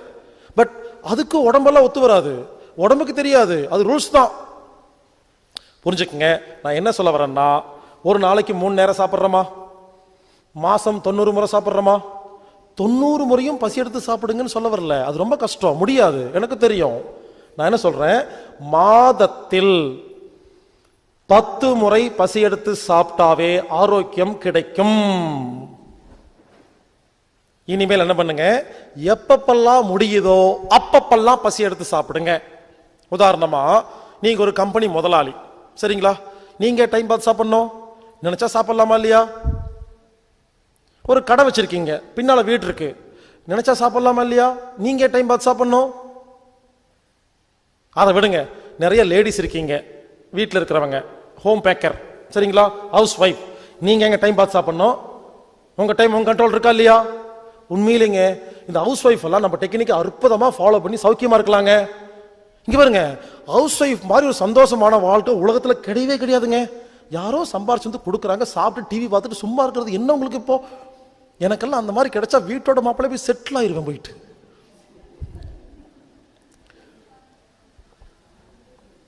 புரிஞ்சுக்குங்க, எதுக்கு சொல்ல வரேன்னா, சில பேர் ஃபாலோ பண்ண முடியுங்க, சில பேர் முடியாது, ஒத்துக்கிறேன். பட் அவங்க நைட்டு வீட்டுக்கு வரீங்க, கம்பெனிக்கு வேலைக்கு போறீங்க, ஓகே, நைட்டு வீட்டுக்கு வரீங்க, ஒரு 8 மணிக்கு சப்பாத்தி ரெடின்னு கூப்பிடுறாங்க, என்ன சொல்லலாம்? இங்க பாருமா, எனக்கு பசி இல்லை, நீ சாப்பிடு, எனக்கு பசி எடுக்கும் போது சாப்பிட்றேன்னு சொல்லலாமா? எப்படி நைட்டு 1 மணிக்கு தான் தூங்க போறீங்க? புரிஞ்சுக்குங்க, ஞாயிற்றுக்கிழமை லீவு, சாப்பாடு ரெடின்னு கூப்பிடுறாங்க, ஏன் போய் சாப்பிட்றீங்க? நான் சொல்றது புரிஞ்சுங்களா? எல்லா நேரத்திலையும் பசி எடுத்து சாப்பிட முடியாது, ஒத்துக்கிறேன். ஆனா எப்பப்பெல்லாம் முடியுதோ அப்பப்பெல்லாம் பசி எடுத்து சாப்பிடலாமா இல்லையா? இனிமேல் பசி எடுத்து சாப்பிட்றதுக்காக காத்திருங்கள், எப்பப்பெல்லாம் முடியுதோ அப்பப்பாவது சாப்பிடுங்க. இங்க பாருங்க, இனிமேல் டெய்லி நைட்டு தூங்குறதுக்கு முன்னால கண்ணை மூடி 1 நிமிஷம் யோசிங்க, இன்னைக்கு ஒரு நேரமாவது பசி எடுத்து சாப்பிட்டீங்களான்னு யோசிங்க, சரியா? ஒரு டைரி வச்சுக்கோங்க, இன்னைக்கு ஒரு நேரம் பசி எடுத்து சாப்பிட்டுச்சுன்னா அந்த டைரியில் கோடு போடுவீங்க, சரிங்களா? இங்க பாருங்க, இது ரெகுலரா ஃபாலோ பண்ணணும். நான் திடீர்னு உங்க வீட்டுக்கு என்னைக்காவது வருவேன், டைரி கேட்பேன், எடுத்து கொடுக்கணும், செக் பண்ணி பாப்பா, கணக்கு போட்டு மாசத்துல குறைஞ்சது 10 கோடு இருக்கணும். அதுக்காக 10 கோடு போட்டு முடிச்ச உடனே இந்த மாசம் கோட்டா முடிஞ்சு போச்சுன்னு தப்பு தப்பா சாப்பிடக்கூடாது. குறைஞ்சபட்சம் 10, அதிகபட்சம் 90 முயற்சி பண்ணுங்க. அதனால 2வது பாயிண்ட் எல்லாரும் நல்லா கேட்டுக்குங்க, இந்த 5 நாள்ல இந்த பாயிண்ட் தான் ரொம்ப ரொம்ப ரொம்ப ரொம்ப முக்கியமான வெயிட்டேஜான பாயிண்ட். பசி எடுத்தால் தான் சாப்பிடணும்.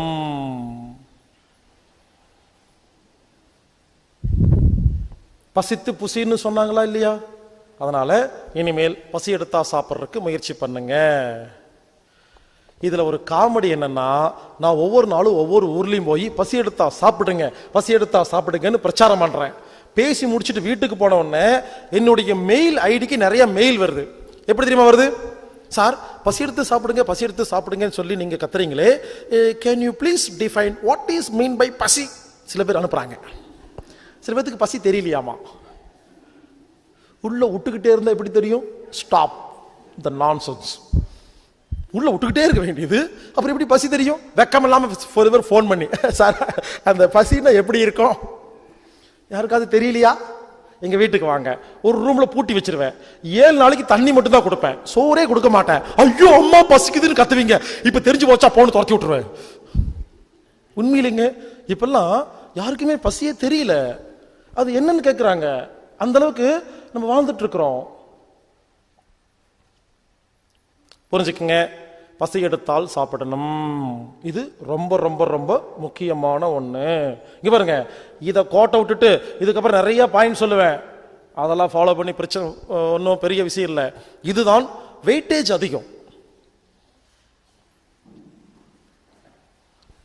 3வது பாயிண்ட், சாப்பிடும் பொழுது எச்சில் கலந்து சாப்பிடணும். எச்சில் கலந்த சாப்பாடு மருந்து. எச்சில் கலக்காத சாப்பாடு உடம்புக்கு நல்லது கிடையாது. எச்சில் இருக்கு இல்லையா, அதுல ஏகப்பட்ட என்சைம் இருக்கு. இது என்ன பண்ணுது, சாப்பாட்டில் உள்ள மூலக்கூறுகளை, கார்போஹைட்ரேட், புரோட்டீன், விட்டமின் இருக்கு இல்லையா, அந்த மூலக்கூறுகளை பிரிப்பது எச்சில் தாங்க. உண்மையிலே சொல்ல போனா எச்சில் தான் ஜீரண உறுப்புங்க, வாய் தான் ஜீரண உறுப்புங்க.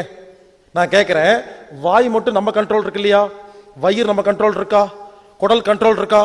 அப்போ இங்க ஒழுங்கா ஜீரணமானாதானே அங்க ஒழுங்கா ஜீரணமாகும். வயிற்றுல யாராவது ஜீரணம் பண்றதுக்கு இன்ஸ்ட்ரக்ஷன் கொடுக்குறோமா?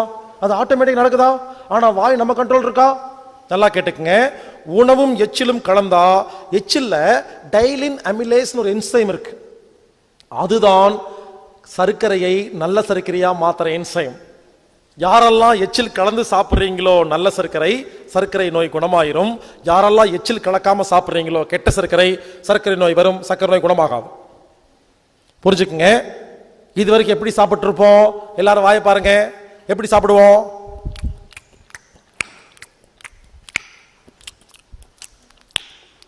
இப்படி சாப்பிட்டா எல்லா வியாதி வரும். எப்படி சாப்பிடணும்? இப்ப வாயை பாருங்க.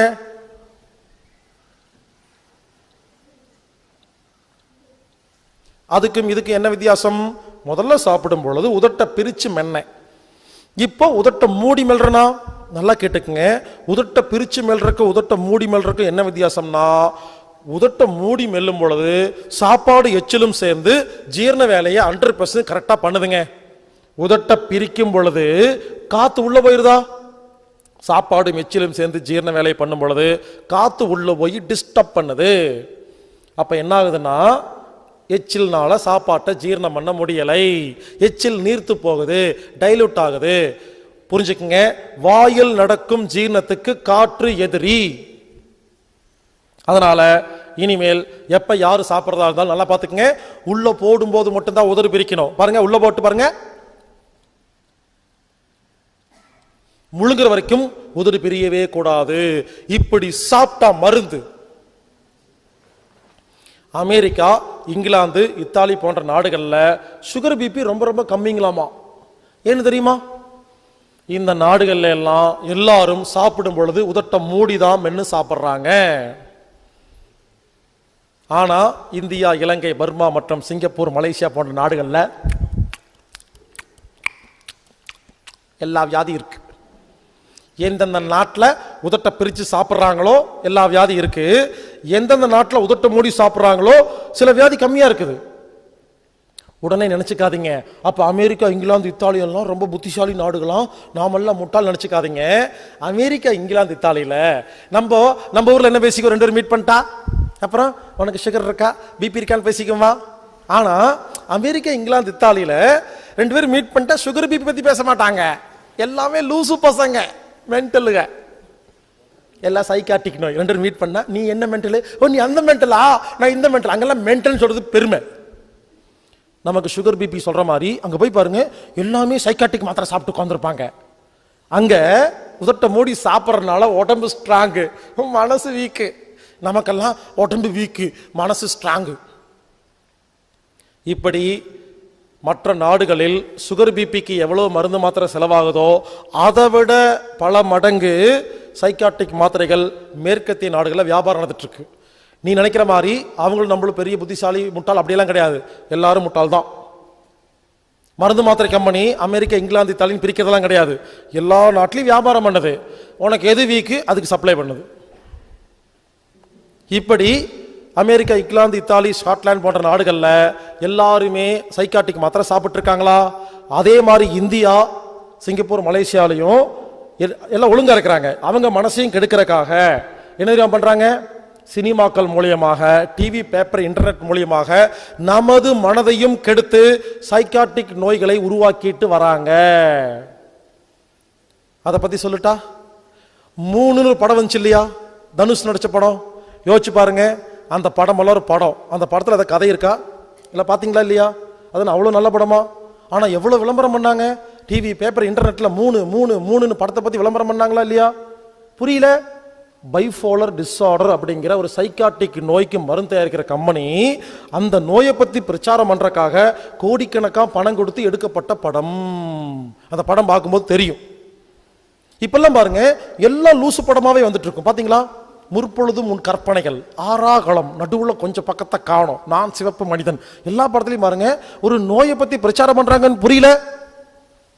ஏங்க நான் 8 வருஷமா உட்காந்து யோசிச்சு பாருங்க, சின்ன பையன் 8 வருஷமா உட்காந்து எத்தனை நாட்டுக்கு போய் மாங்கு மாங்கு மாங்கு மாங்குன்னு டெய்லி 8 மணி நேரம் கத்திட்டு இருப்பனாமா, இவங்க யாருக்குமே தெரியாதாமா.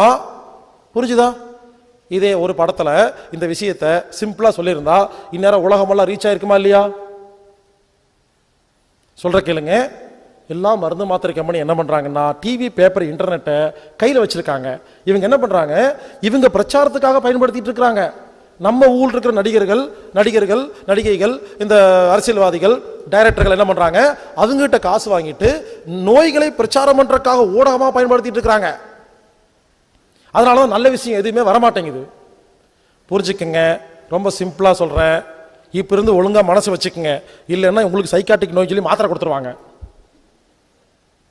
இப்பெல்லாம் போங்க, எந்த ஹாஸ்பிட்டல் போய் ஒரு நோய் வந்து எல்லா ஸ்கேன் ரிப்போர்ட் எடுத்து ஒண்ணுமே சரியில்லை, எல்லாமே ஒழுங்கா இருக்குன்னு வச்சுக்கங்களேன், கடைசியா டாக்டர் சொல்லுவாரு எல்லாமே ஒழுங்கா இருக்குது, ஐ திங்க் உங்களுக்கு மனசுல தான் ப்ராப்ளம் போல் இருக்கு, அங்க போங்கன்றாங்க.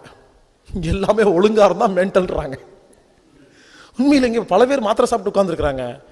அவங்க சொல்றாங்க ஸ்கேன் பண்ணி பார்த்தாங்க எல்லாமே கரெக்டா இருக்குது, அப்புறம் உங்களுக்கு ஏன் தலைவலி வருது, I think it's kind of அப்படின்னு சொல்லி ஒரு பேர் வச்சு, என்னமோ சோமியா மீமியா சேமியான்னு ஒரு பேர் வச்சு ஏதோ ஒரு பேர் வச்சிருவாங்க, ஒரு நோய், சைக்காட்டிக் நோய்.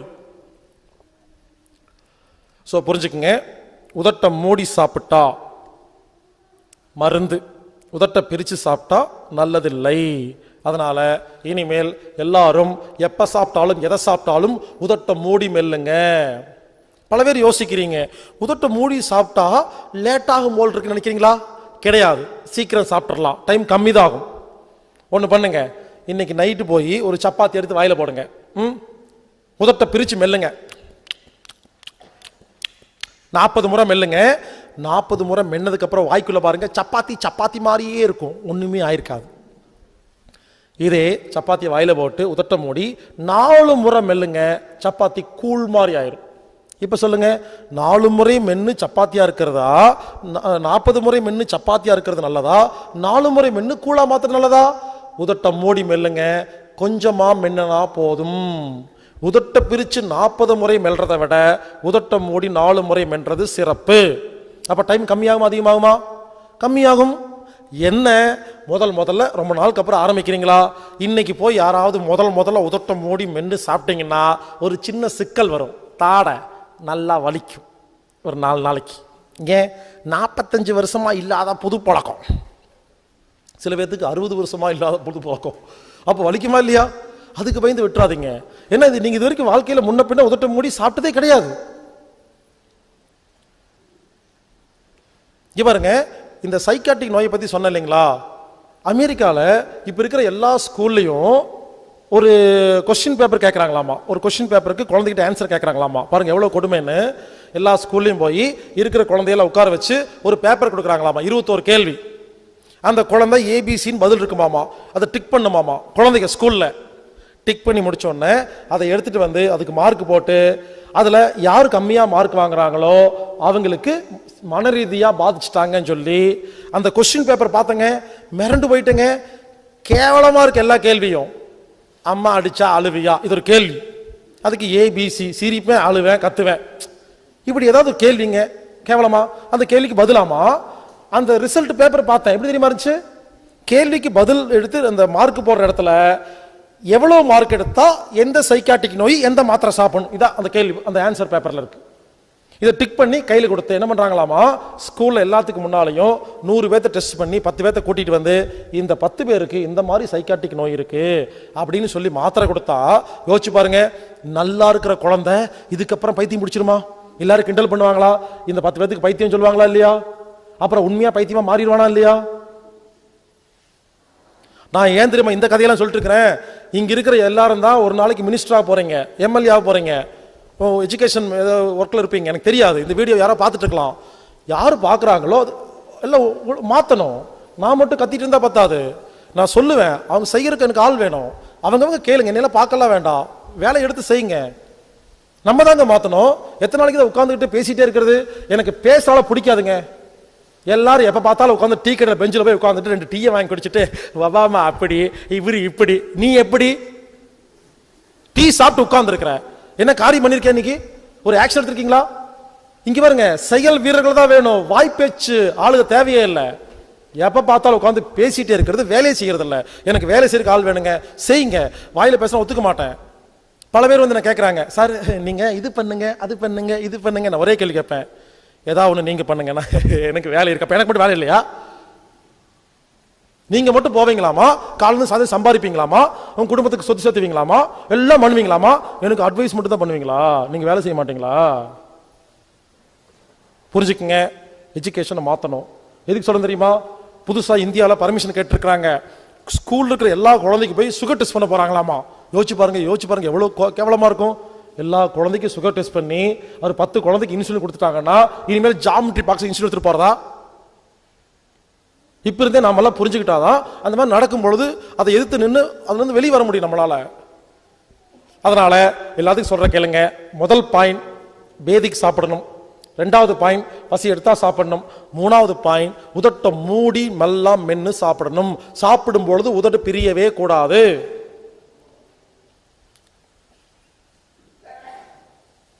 ஒவ்வொரு மீட்டிங்லயும் உதட்ட மூடி சாப்பிடுங்கன்னு சொல்றேன்னா, இதுக்கு சில பேர் மெயில் அனுப்புறாங்க கேள்வி, சார் உதட்ட மூடி சாப்பிடுங்க உதட்ட மூடி சாப்பிடுங்கன்னு சொன்னீங்களே, சாப்பிடும் போது மட்டும் உதட்ட மூடினா போதுமா, நடுவில் சாப்பிட்ற வடபோண்டாவுக்கு உதட்ட மூடணுமா? இது என்ன கேள்வி? எல்லாத்துக்கும் உதட்ட மூடணும். சில பேர் இந்த நடுவில் சாப்பிட்ற வடபோண்டா பஜ்ஜி எல்லாம் இன்கம் டாக்ஸ்ல கணக்கு காட்டுறதே இல்லை. காலையில இது வரைக்கும் சாப்பிட வேண்டியது, ஆபீஸ் போய் உட்கார வேண்டியது 10 மணிக்கு, கவர்மெண்ட் ஆஃபீஸ் பெரிய பெரிய ஆஃபீஸில் உட்கார வேண்டியது. இந்த கம்ப்யூட்டர் இன்ஜினியர்கள் உட்காந்துட்டு கை மட்டும் தான் வேலை, டிங் டிங் டிங்னு 1 மணி நேரம் வேலை. இப்போ என்ன ஜீரணம் ஆயிடுச்சு? அதுக்குள்ள 11 மணி வந்துடும். அந்த எல்லா ஆஃபீஸ்லையும் டீ போண்டா பஜ்ஜி கொடுப்பாங்க. கொண்டு வந்து ஒரு டீ ஒரு போண்டா வச்சா இது சண்டை வேற. ஏய் நான் சீனியர் 2 போண்டா வை. அதை எடுத்து முச்சுன்னு சாப்பிட்றது. எதுக்கு சாப்பிட்றோம் ஏன் சாப்பிட்றோன்னு தெரியல. அப்புறம் 12 மணி வந்துடும். ஒரு ஃப்ரெண்ட் ஒருத்தர் வருவார், சார் எக்ஸ்கியூஸ் மீ சார், மேனேஜர்ட்ட சார் ஃப்ரெண்டு வந்திருக்காரு, கொஞ்சம் வெளியே போயிட்டு வந்துடுறேன். எங்கே போவீங்க? கேன்டீன் போவீங்க. அங்கே போய் என்ன பண்ணுவீங்க? 2 முட்டை பப்ஸ் எடுத்து திங்க வேண்டியது. எதுக்கு திங்கிறோம் ஏன் திங்கிறோம் தெரியல. அதுக்குள்ள 1 மணி ஆயிரும். அப்புறம் 3 அடுக்கு கேரியர் பாக்ஸை ஓப்பன் பண்ணி அதில் முச்சுன்னு சாப்பிட வேண்டியது. நோய் வருமா வராதா? உண்மையிலங்க அந்த காலத்தில் தாத்தா பாட்டி கேட்டு பாருங்க, சோறு கிடைக்காம நமது பரம்பரை செத்து போயிருக்காங்க தெரியுங்களா? இப்போ தின்னே செத்து போயிட்டு இருக்கோம். எதுக்கு திங்கிறோம் ஏன் திங்கிறோம் தெரியல, கிடைச்சா திங்க வேண்டியது. இதுல காமெடி என்னன்னா, எல்லாரும் ஃபோன் பண்ண வேண்டியது, ஹலோ ஹீலர் பாஸ்கரா நீங்க? சார் உங்க வீடியோவெல்லாம் நான் பார்த்துருக்கேன், உங்க ப்ரோக்ராம் எல்லாம் வந்திருக்கிறேன், எனக்கு ஒரு சின்ன நோய் இருக்குது, என்ன சாப்பிட்டா சரியா போகும்? அப்பவும் பாருங்க திங்கிறதுலே தான் இருக்குதுங்க. திங்கிற நிறுத்தினா சரியா போகும். கேட்கும் போதே எதை சாப்பிட்டா சரியா போகும் கம்மி பண்ணணும். உண்மையிலேங்க நம்ம முன்னாள் பரம்பரை இருக்கு இல்லையா, அவங்களுக்கு சோறு கிடைக்காதனால இப்ப எல்லா வீட்டுக்கு போய் பாருங்க, நமக்கு சாப்பாடு போடுறதாங்க சந்தோஷம் அவங்களுக்கு. ஏன்னு கேட்டா பரம்பரை போன பரம்பரையில சாப்பாடு கிடைக்கல. அப்ப அந்த ஜீன்ஸ் டிஎன்ஏ ஆரண்டு இருக்கு இல்லையா, அதுல நமக்கு சாப்பாடை வச்சு பார்க்கணும்னு ஆசைப்பட்டு கொஞ்சம் அதிகமாயிருச்சு. அதனால தயவு செய்து புரிஞ்சுக்குங்க, எது சாப்பிட்டாலும் உதட்ட மூடி தான் சாப்பிடணும். அடுத்தது, சாப்பிடும் பொழுது நமது கவனம், எண்ணம், அவேர்னஸ், அட்டென்ஷன் சாப்பாட்டில் இருக்கணும். சாப்பிடும் பொழுது இட்லி, தோசை, பொங்கல், சப்பாத்தின்னு அதை கவனிச்சுட்டே சாப்பிடணும், நினைச்சிட்டே சாப்பிடணும். சாப்பிடும் பொழுது சாப்பாட்டில் கவனம் இல்லாமல் மூளைக்கு வேற ஏதாவது வேலை கொடுத்தோம்னா, டிவி, சீரியல், குடும்பம், பிஸ்னஸ், கவலை, டென்ஷன் ஏதாவது வேலை கொடுத்தா சாப்பாடு ஜீரணம் ஆகாது. ஏன் புரிஞ்சுக்குங்க, நாம எதை பத்தி நினைக்கிறோமோ அது சம்பந்தப்பட்ட சுரப்பியெல்லாம் சுரக்குங்க. சில பேர் இருக்காங்க சாப்பிடும் பொழுது இட்லி, தோசை, பொங்கல்.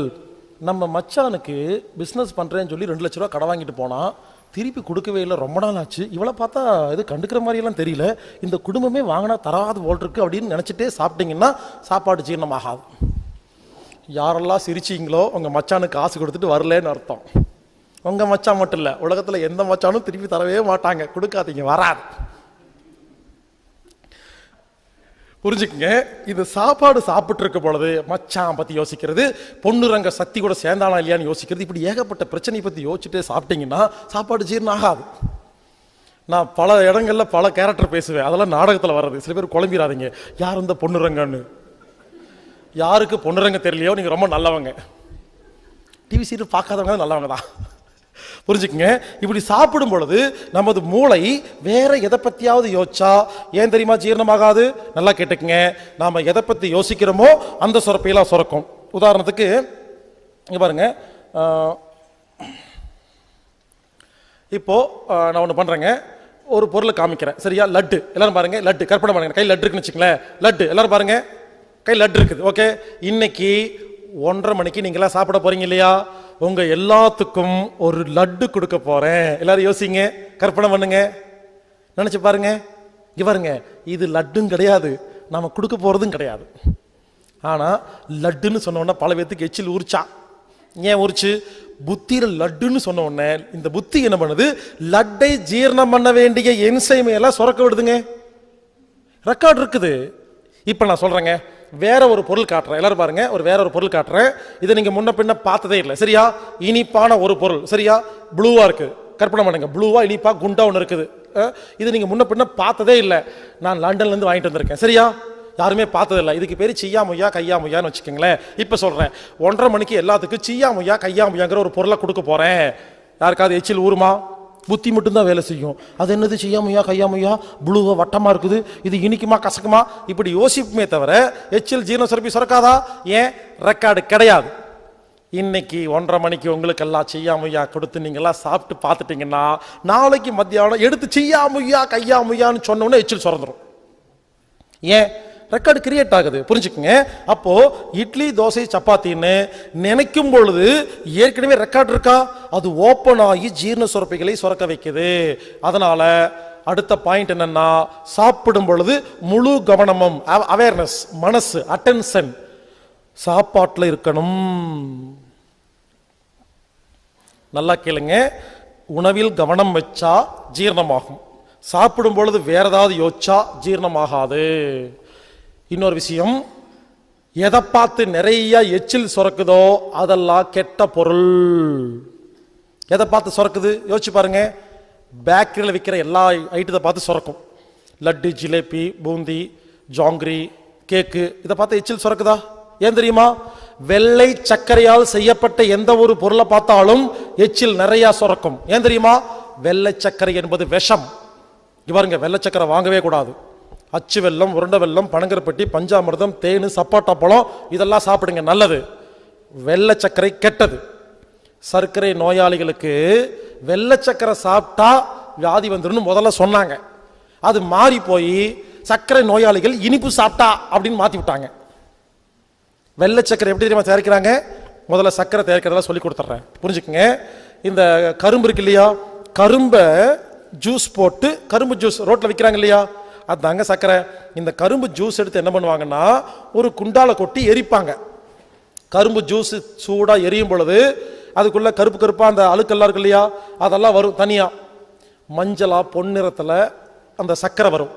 அதுல கொஞ்சம் ஹைட்ரோஸு, கொஞ்சம் சுண்ணாம்பு இதெல்லாம் கொஞ்சம் ஊத்துவாங்க. ஊத்துனா என்ன தெரியுமா, நல்லா பொங்கி வரும். அப்ப அந்த கருப்பா இருக்கு இல்லையா, அந்த அழுக்கையெல்லாம் ஜல்லடை போட்டு எடுத்து அந்த குப்பையை ஓரமா கொட்டிடுவாங்க.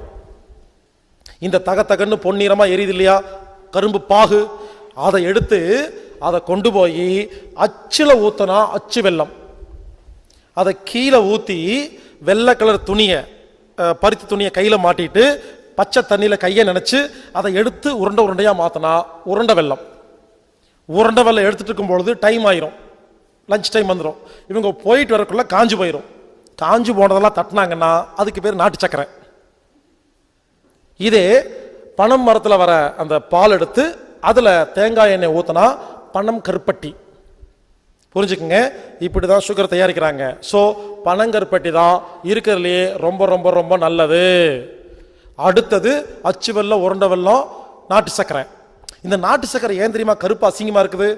அந்த நாட்டு சக்கரை தயாரிக்கிற இடத்துல நாட்டு சக்கரை ஒரிஜினல் தருவாங்க. இந்த குப்பையை ஓரமா போட்டிருக்காங்க இல்லையா, இந்த கடைக்காரங்க என்ன பண்றாங்க, இது தனியா வாங்கிட்டு வராங்க, அது தனியா வாங்கிட்டு வராங்க, மறுபடியும் கலந்து கொடுத்துட்றாங்க.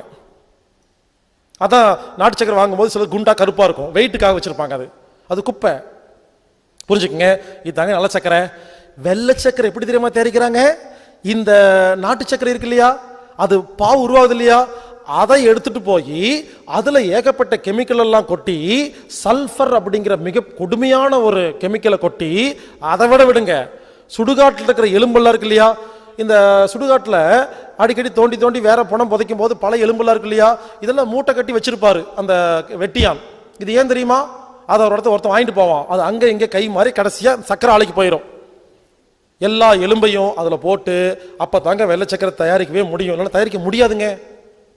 எதுக்கு சொல்ல வரேன்னா, ஒரு சின்ன கேள்வி கேட்கிறேன், வெள்ளை சக்கரை ரேட் அதிகமா, பனங்கருப்பட்டி இல்ல அச்சு வெல்லம் இது ரேட் அதிகமா? உண்மையிலே சொல்ல போனா இந்த பனங்கருப்பட்டியை பல ப்ராசஸ் பண்ணி தான் வெள்ளை சக்கரை தயாரிக்கிறாங்க. அப்போ ப்ராசஸ் அதிகமா பண்ணும்போது ரேட் அதிகமாகுமா கம்மியாகுமா? அதிகமாகும். ஏன் ரேட்டு கம்மியாகுது? இங்க பாருங்க, 1 கிலோ நாட்டு சர்க்கரையை 15 கிலோ வெள்ளை சர்க்கரையா மாத்துறாங்க. அதுல கெமிக்கல் போட்டு கட்ட கட்டமா கட்டுறாங்க. இந்த வெள்ளை சர்க்கரை எப்படி உருவாச்சுன்னு கேட்டீங்கன்னா, கொஞ்சம் வருஷத்துக்கு முன்னால பெரிய பெரிய 5 ஸ்டார் ஹோட்டல எல்லாம் இந்த நாட்டு சக்கரை கலக்கும் போது அசிங்கமா இருந்துச்சு சொல்லி இந்த வெள்ளை சக்கரை கட்டி கட்டியா கட்டம் கட்டமா கட்டி ஸ்டைலா வச்சிருந்தாங்க. அது ஃபேஷனா போய் கடைசியில் கவர்மெண்ட் எடுத்து அதை வியாபாரம் பண்ண ஆரம்பிச்சிருச்சு. புரிஞ்சுக்குங்க, வெள்ளை சர்க்கரை வாங்காதீங்க, வீட்டில் வெள்ளை சர்க்கரையே வச்சுக்காதீங்க. அச்சு வெல்லம், உருண்டை வெல்லம், பனங்கருப்பட்டி, பஞ்சாமிர்தம், தேன், சப்போட்டா பழம் இதெல்லாம் நல்லதுங்க, வெள்ளை சர்க்கரை கெட்டது. எதுக்கு சொல்ல வந்தேன்னா பாருங்க, எங்கேயோ போயிட்டேன். அதாவது எதை பார்த்து நிறைய எச்சில் ஊத்துதோ அது கெட்டது. ஏன் தெரியுமா எச்சில் ஊத்துது? எச்சில் ஹெல்பர், கில்லர், சப்ரஸர், மெமரி 4 விதமான வேலையை செய்துங்க. அப்போ ஒரு சாப்பாட்டுல கிருமிகள், பாக்டீரியா, வைரஸ் இருந்தா, அதுல கெமிக்கல்ஸ் இருந்தா எச்சில் என்ன பண்ணும், நிறைய சுரந்து அதை டீஆக்டிவேட் பண்ணுமா? உண்மையிலே சொல்றேன், மருந்து மாத்திரை இருக்கு இல்லையா, மாத்திரையை வாயில போட்டு தண்ணி ஊத்தி ஏன் குடிக்கணும்னு சொல்றாங்க பாத்தீங்களா? மாத்திரையை போட்டு ஏன் தெரியும் முழுங்க சொல்றாங்க? மாத்திரையை யாராவது எச்சில்ல நல்லா கலந்து மென்னு கூழ் மாதிரி அரைச்சு சாப்பிட்டா மாத்திரை வேலையே செய்யாது. மாத்திரையில் உள்ள எல்லா கெமிக்கலும் எச்சில் டீஆக்டிவேட் பண்ணி அதை யூரின் அனுப்பிச்சு வச்சிருங்க. இனிமேல் உங்க வீட்டில் யாராவது மாத்திரை சாப்பிடுவேன்னு அடம் பிடிச்சிட்டு இருந்தா மாத்திரை நல்லா மென்னு கூழ் மாதிரி அரைச்சி எச்சில் கலந்து சாப்பிட சொல்லிருங்க. வேலையே செய்யாது, அவங்களுக்கு சாப்பிட்ட மாதிரி ஆச்சு, நமக்கு சாப்பிடாத மாதிரி ஆச்சு. ஸோ புரிஞ்சுக்குங்க, என்ன சொல்ல வரேன்னா, எதை பார்த்து நிறைய எச்சில் வருதோ அதுல நிறைய கெமிக்கல் இருக்கு, வேண்டான்னு உடம்பு சொல்லுதுன்னு அர்த்தம். புரிஞ்சுங்களா? அதனால இனிமேல் எதை பார்த்து நிறைய ஜொல்லு வருதோ அதெல்லாம் டேஞ்சர்னு அவாய்ட் பண்ணுங்க. எதை பார்த்து நிறைய ஜொல்லு வருதோ அதெல்லாம் ஆபத்து அப்படின்னு ஒழுங்கா இருக்கும். அப்போ ஆரோக்கியமாக வாழலாம். அடுத்தது சிம்பிள் டெக்னிக் பாருங்க.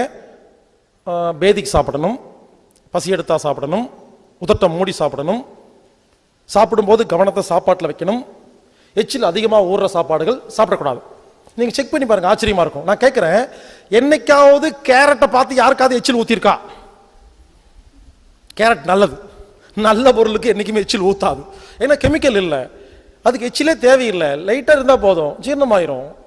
இந்த புளியை பார்த்து எச்சில் ஊத்துதா? இந்த புளியும் பழம், ஏன்னா புளி உடம்பு கெடுதல், அதனால எச்சில் ஊத்துது. புரிஞ்சுக்குங்க, இனிமேல் எதை பார்த்து நிறைய எச்சில் வருதோ அது கெட்டதுன்னு அவாய்ட் பண்ணுங்க. சிம்பிள். அடுத்தது, சாப்பிடும் பொழுது பல்லுக்கு நல்லா வேலை கொடுத்து கூழ் மாதிரி அரைச்சு சாப்பிடணும். எல்லாரும் யோசிங்க, வாயில பல்லு எதுக்கு இருக்கு? சாப்பாட்டை அரைக்கிறதுக்கு தானே. என்ன வேலைங்க பல்லுடைய வேலை? என்ன யோசிங்க, what is the purpose of the பல்லு? பல்லுடைய வேலை சாப்பாட்டை அரைக்கிறது தான். யாருமே அரைக்கிறதே இல்லை. யாரெல்லாம் பல்லுக்கு வேலை தராம குண்டு குண்டா முழுங்குறீங்களோ அது வயிற்றுக்குள்ள போய் உள்ள போச்சுன்னா உங்க வயிற்றுக்கு வாய் இருந்தா திட்டும். என்ன தெரியுமா திட்டும்?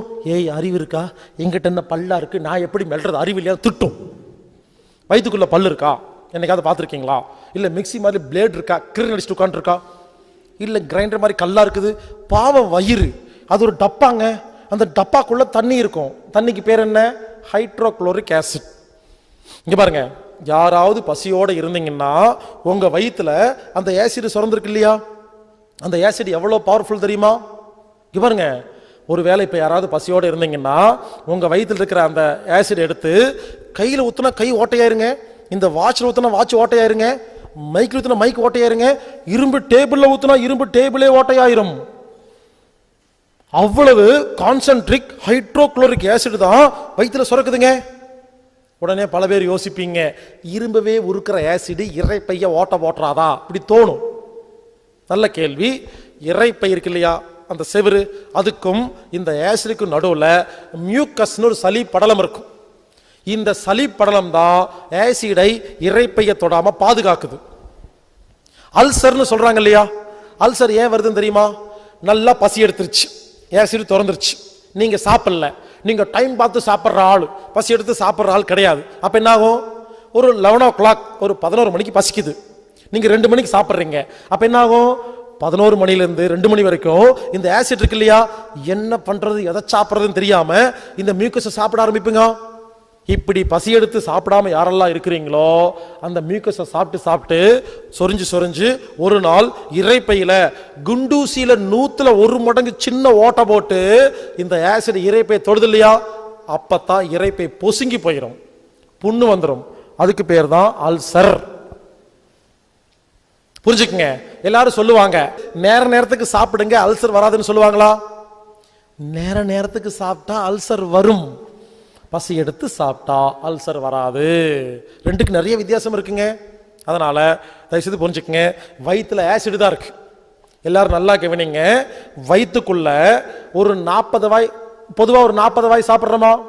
ஹலோ, அப்ராக்சிமேட்டா சொல்றேன், நோட் பண்ணி வைக்காதீங்க. சும்மா 40 வாய் சாப்பிட்றோமா? 40 வாயை ஜீரணம் பண்றதுக்கு வயிற்றுல ஆசிட் சுரந்துருதா? நல்லா கேட்டுக்குங்க. நாம் என்ன பண்றோம், முதல் 4 வாய் சாப்பாடும் பொழுது ஒழுங்கா மெல்றது இல்லையா, குண்டு குண்டா முழுங்கிடுறோமா? நல்லா கேளுங்க. 40 வாயை ஜீரணம் பண்ண வேண்டிய ஆசிட முதல் 4 வாய் போய் தீத்துருதுங்க. ஏன்னா முதல் 4 வாய் பல்லுக்கு வேலை தரலையா? எங்க பல்லுக்கே வேலை தரலன்னா வயிறு எவ்வளவு கஷ்டப்பட்டு ஜீரணம் பண்ணணும்? இவ்வளவு பெரிய பல்லு, நல்லா ஸ்ட்ராங்கா கூழ் மாதிரி இறக்கிறதுக்கு பல்லு இருந்து இதுவே வேலை செய்யல, வயிறு எப்படி வேலை செய்யும்? நல்லா புரிஞ்சுக்குங்க. நாமெல்லாம் ஏன் தெரியுமா உயிரோடு இருக்கிறோம்? முதல் 4 வாய் சாப்பாடு தான் ரத்தமா மாறுது. 4 வாய் சாப்பாடு 40 வாய் சாப்பாட்டை ஜீரணம் பண்ண வேண்டிய ஆசிட முடிச்சு போடுதா? இப்ப 4 வாய் சாப்பாடு ரத்தமா மாதிரி உள்ள போயிருச்சா? வயிற்றுல ஆசிட் இல்லையா? நாம் என்ன பண்றோம், இருக்கிற மிச்சம் இருக்கிற 36 வாய் எடுத்து கொட்டிக்கிறோமா? அது பொத்து பொத்துன்னு உள்ள உழுகுதா? ஆசிடே இல்லையா? என்ன ஆகுது? தொப்பை வந்துருது, உடம்பு குண்டாயிருது. அப்புறம் என்ன பண்ணுவோம், தொப்பை வந்து விட்டது, உடம்பு குண்டாயிருச்சுன்னு வாக்கிங் போவோம். 4 கிலோமீட்டர் போய் வாக்கிங் போயிட்டு, ரேஸ் கோர்ஸில் போய் வாக்கிங் போயிட்டு வந்து உட்காந்து, அப்பாடா இன்னைக்கு ரொம்ப தூரம் வாக்கிங் போயிட்டுன்னு ஒரு கடையில் வந்து உட்காந்து 2 முட்டை பப்ஸ் ஆர்டர் பண்ணி சாப்பிட்ருவோம். அப்புறத்துக்கு வாக்கிங் போறீங்க. இப்பெல்லாம் என்னைக்கு வாக்கிங் போறோமோ 2 சப்பாத்தி சேர்த்து சாப்பிட வேண்டியது, எல்லாம் கணக்கு டேலி ஆயிரும். இப்பெல்லாம் யாரும் வாக்கிங் போறதில்ல. லேட்டஸ்ட் டெக்னாலஜி டிவியில் காட்டுறாங்க ஒரு பெரிய மிஷின், அதை வாங்கி வயிற்றுல கட்டிக்க வேண்டியது. என்னங்க பண்றீங்க? உடம்பு வந்துருச்சு, தொப்பை வந்துருச்சு, ஆடுற. எதுக்கு திம்பான, எதுக்கு ஆட வேணும்? திங்க வேண்டியது ஆட வேண்டியது, திங்க வேண்டியது ஆட வேண்டியது. மானங்கட்ட பொழப்பு. எதுக்கு திம்பானம், எதுக்கு ஆடுவானே? திங்கிறத கம்மி பண்றது இல்ல, மிஷின் மட்டும் வாங்கி வச்சுக்க வேண்டியது. சில வீட்டில் போனா 1 கோடி ரூபாய்க்கு மிஷின் இருக்கு. நடக்கிறது, ஓடுறது, உடுறது, கடிக்கிறது எல்லாத்துக்கும் மிஷின். இப்போ அது வாங்கி பூஜை வேற பண்றது, அது ஓடுறது போல ஓடியாரு நின்று இருக்கும். ஆயுத பூஜை வஞ்சா மட்டும் எடுத்து சந்தனம் வச்சுட்டு மாடி எடுத்து வச்சிடுறது. புரிஞ்சுக்குங்க. இனிமேல் ஓட வேண்டாம், ஒடியார வேண்டாம், குதிக்க வேண்டாம், வைப்ரேட்டர் போட்டு ஆட வேண்டாம். ரொம்ப சிம்பிளா சொல்றேன். அதாவது உடம்பு வரக்கும் தொப்பை வரக்கும் என்ன காரணம்னா பல்லுக்கு வேலை கொடுக்காததுதான் காரணம். இங்க பாருங்க, உங்களுக்கு உடம்பு வருதுன்னு அதிகமா சாப்பிட்றீங்களா கம்மியா சாப்பிட்றீங்களாங்கிறது கிடையாது, நான்வெஜ்ஜா வெஜ்ஜாங்கிறது கிடையாது, தக்காளி சாப்பாடா தயிர் சாப்பாடா கிடையாது, 7 சப்பாத்தியா 4 சப்பாத்தியா கிடையாது. புரிஞ்சுக்குங்க, உடம்பு வரக்கு ஒரே காரணம் பல்லுக்கு வேலை கொடுக்காம முழுங்கிறது தான். சில பேர் ஒல்லியர் பார்த்துருக்கீங்களா? சில பேர் ஒல்லியா இருப்பாங்க, நிறைய சாப்பிடுவாங்க, சமுதாயத்தில் கெட்ட பேர், வென முடிச்ச உடம்புன்னு சொல்லுவாங்க. அதெல்லாம் ஒன்றும் இல்லை, ஒழுங்கா சாப்பிட்டு இருக்காங்க. நீங்க தப்பா சாப்பிட்டு குண்டாயிட்டு அவங்களே திட்டுறீங்க. சில பேர் நான் காலையில் ஒரே ஒரு சப்பாத்தி தாங்க சாப்பிடுவேன், நல்ல குண்டா இருப்பாங்க. ஒரு சப்பாத்தியை முழுங்குனா குண்டு, 10 சப்பாத்தியை மென்னு சாப்பிட்டா ஒல்லி. இங்க பாருங்க, எவ்வளவு சாப்பிட்றோன்னு முக்கியம் இல்லை, எப்படி சாப்பிட்றாங்கிறதா முக்கியம். இனிமேல் யாராவது வெயிட் கம்மியாகணும்னா வழக்கமா 4 சப்பாத்தி சாப்பிடுவீங்களா? இனிமேல் 8 சப்பாத்தி சாப்பிடுங்க, வெயிட் கம்மியாயிரும். 4 சப்பாத்திய முழுங்கனா குண்டு, 8 சப்பாத்திய மென்னு கூழ் மாதிரி அரைச்சு சாப்பிட்டா ஒல்லி. உலகத்துல யாருமே இது வரைக்கும் இந்த மாதிரி சொன்னதே இல்லைங்க. இனிமேல் வெயிட் கம்மி பண்ணணும்னா நிறைய சாப்பிட்டு வெயிட் கம்மி பண்ணலாம். சாப்பிட்ற முறை தான் முக்கியம். அதனால ரொம்ப சிம்பிளா சொல்றேன், இனிமேல் யாரு சாப்பிட்றதா இருந்தாலும் பல்லுக்கு நல்லா வேலை கொடுத்து கூழ் மாதிரி இறைச்சு முழுங்கறதுக்கு முன்னால வயிற்றுல பல்லு இல்லைன்னு தெரிஞ்சுட்டு முழுங்க. ஏங்க, வாய்க்கு ஒரே ஒரு, பல்லுக்கு ஒரே ஒரு வேலை தானே, சாப்பாட்டை அரைக்கிற ஒரே ஒரு வேலை தானே, அதையும் கொடுக்கல. ஆனா சாப்பாட்டை அரைக்கிற வேலையை பண்ணாம வேற ஒரு வேலையை பண்ணிட்டு இருக்கீங்க. அதை நிறுத்தணும். என்ன தெரியுமா? நாக்கு மேல பல்ல போட்டு பேசுறது. அதை நிறுத்திட்டு சோத்து மேல பல்ல போட்டு சாப்பிட்டா வம்பு சண்டை வராது, சாப்பாடு ஜீரணமா. அடுத்தது, சாப்பிட்றதுக்கு முன்னால ஒரு அரை மணி நேரத்துக்கு தண்ணி குடிக்க கூடாது. சாப்பிடும் பொழுது குறுக்க தண்ணி குடிக்க கூடாது. சாப்பிட்டு முடிச்ச உடனேயும் தண்ணி குடிக்கக்கூடாது. சாப்பிட்டு முடிச்சு ஒரு அரை மணி நேரம் தண்ணி குடிக்கக்கூடாது. சில பேர் இருக்காங்க, சாப்பிட உட்காரும் பொழுது ஒரு சொம்பு தண்ணி எடுத்து கட்ட கட்டன்னு ஊத்திட்டு அப்புறம் சாப்பிட ஆரம்பிப்பீங்களா? சாப்பாடு ஜீரணம் ஆகாது. ஏன்? வயிற்றுல ஆசிட் சுரந்திருக்குன்னு சொல்றோமா? அது தகத்தகன்னு எரிஞ்சிட்டு இருக்கா தீ மாதிரி. தண்ணி எடுத்து ஊத்துனா ஆசிட் அவிஞ்சு போயிருமா? நீர்த்து போயிருமா? டைல்யூட் ஆயிருமா? அப்புறம் எப்படி ஜீரணமாகும்? அதனால ஒரு விஷயம் ஞாபகம் வச்சுக்கோங்க, 2 மணிக்கு சாப்பிட்றதா இருந்தா 1:30 மணிக்கு அப்புறம் தண்ணி குடிக்காம இருந்து பாருங்க, சாப்பாடு நல்லா ஜீரணமாகும். அதே மாதிரி சாப்பிடும் பொழுது குறுக்க தண்ணி குடிக்கக்கூடாது. சில பேர் என்ன பண்ணுவாங்க, ஒரு வாய் சாப்பாடு ஒரு சிப் தண்ணி, ஒரு வாய் சாப்பாடு ஒரு சிப் தண்ணி, அவ்வளவுதான். சாப்பிடும் போது குறுக்க தண்ணி குடிக்கக்கூடாது. இங்க பாருங்க, சாப்பிடும் போது உதட்டையே பிரிக்கக்கூடாதுன்னு சொல்றேன். தண்ணி குடிக்கும் போது சாப்பாட்டை வாயில வச்சுட்டு உதட்ட பிரிப்பீங்களா? அப்ப தண்ணி உள்ள போய் என்ன பண்ணும்? சாப்பாட்டையும் கெடுத்துரும், எச்சிலையும் கெடுத்துரும். கொஞ்சம் அதிகமா குடிச்சா வயித்தையும் கெடுத்துருமா? சாப்பிடும் போது குறுக்க தண்ணி குடிக்கிறது நல்ல பழக்கம் கிடையாது. இந்தியாவில் பரவாயில்லைங்க, நம்ம தண்ணி வச்சுக்கிறோம், கொஞ்சமா தான் குடிக்கிறோம். இந்த சிங்கப்பூர், மலேசியா, இந்த மாதிரி துபாய் எல்லாம் போய் பாருங்க, ஒரே காமெடி. எல்லாரும் சாப்பிடும் பொழுது சாப்பாடு தண்ணிய பாருங்க. தண்ணினா நம்ம ஊர்ல தண்ணிங்கிறது பச்சை தண்ணி. சிங்கப்பூர், மலேசியால பாத்தீங்கன்னா தண்ணி அப்படின்னாவே காஃபி, கூல்ட்ரிங்க்ஸ், மைலோ, இந்த மாதிரி ஒரு ட்ரிங்க். சரிங்களா? எல்லாரும் சாப்பிடும் பொழுது இவ்வளவு பெரிய டம்ளர்ல ட்ரிங்க் வாங்கி வச்சுக்கிட்டு ஒரு வாய் சாப்பாடு ஒரு சிப் ட்ரிங்க் சாப்பிட்டு தான் அப்படிதான் சாப்பிட்றாங்க. அதனாலதான் இந்தியாவை விட சிங்கப்பூர், மலேசியா போன்ற நாடுகளில் நிறைய கிட்னி ஃபெயிலியருங்க.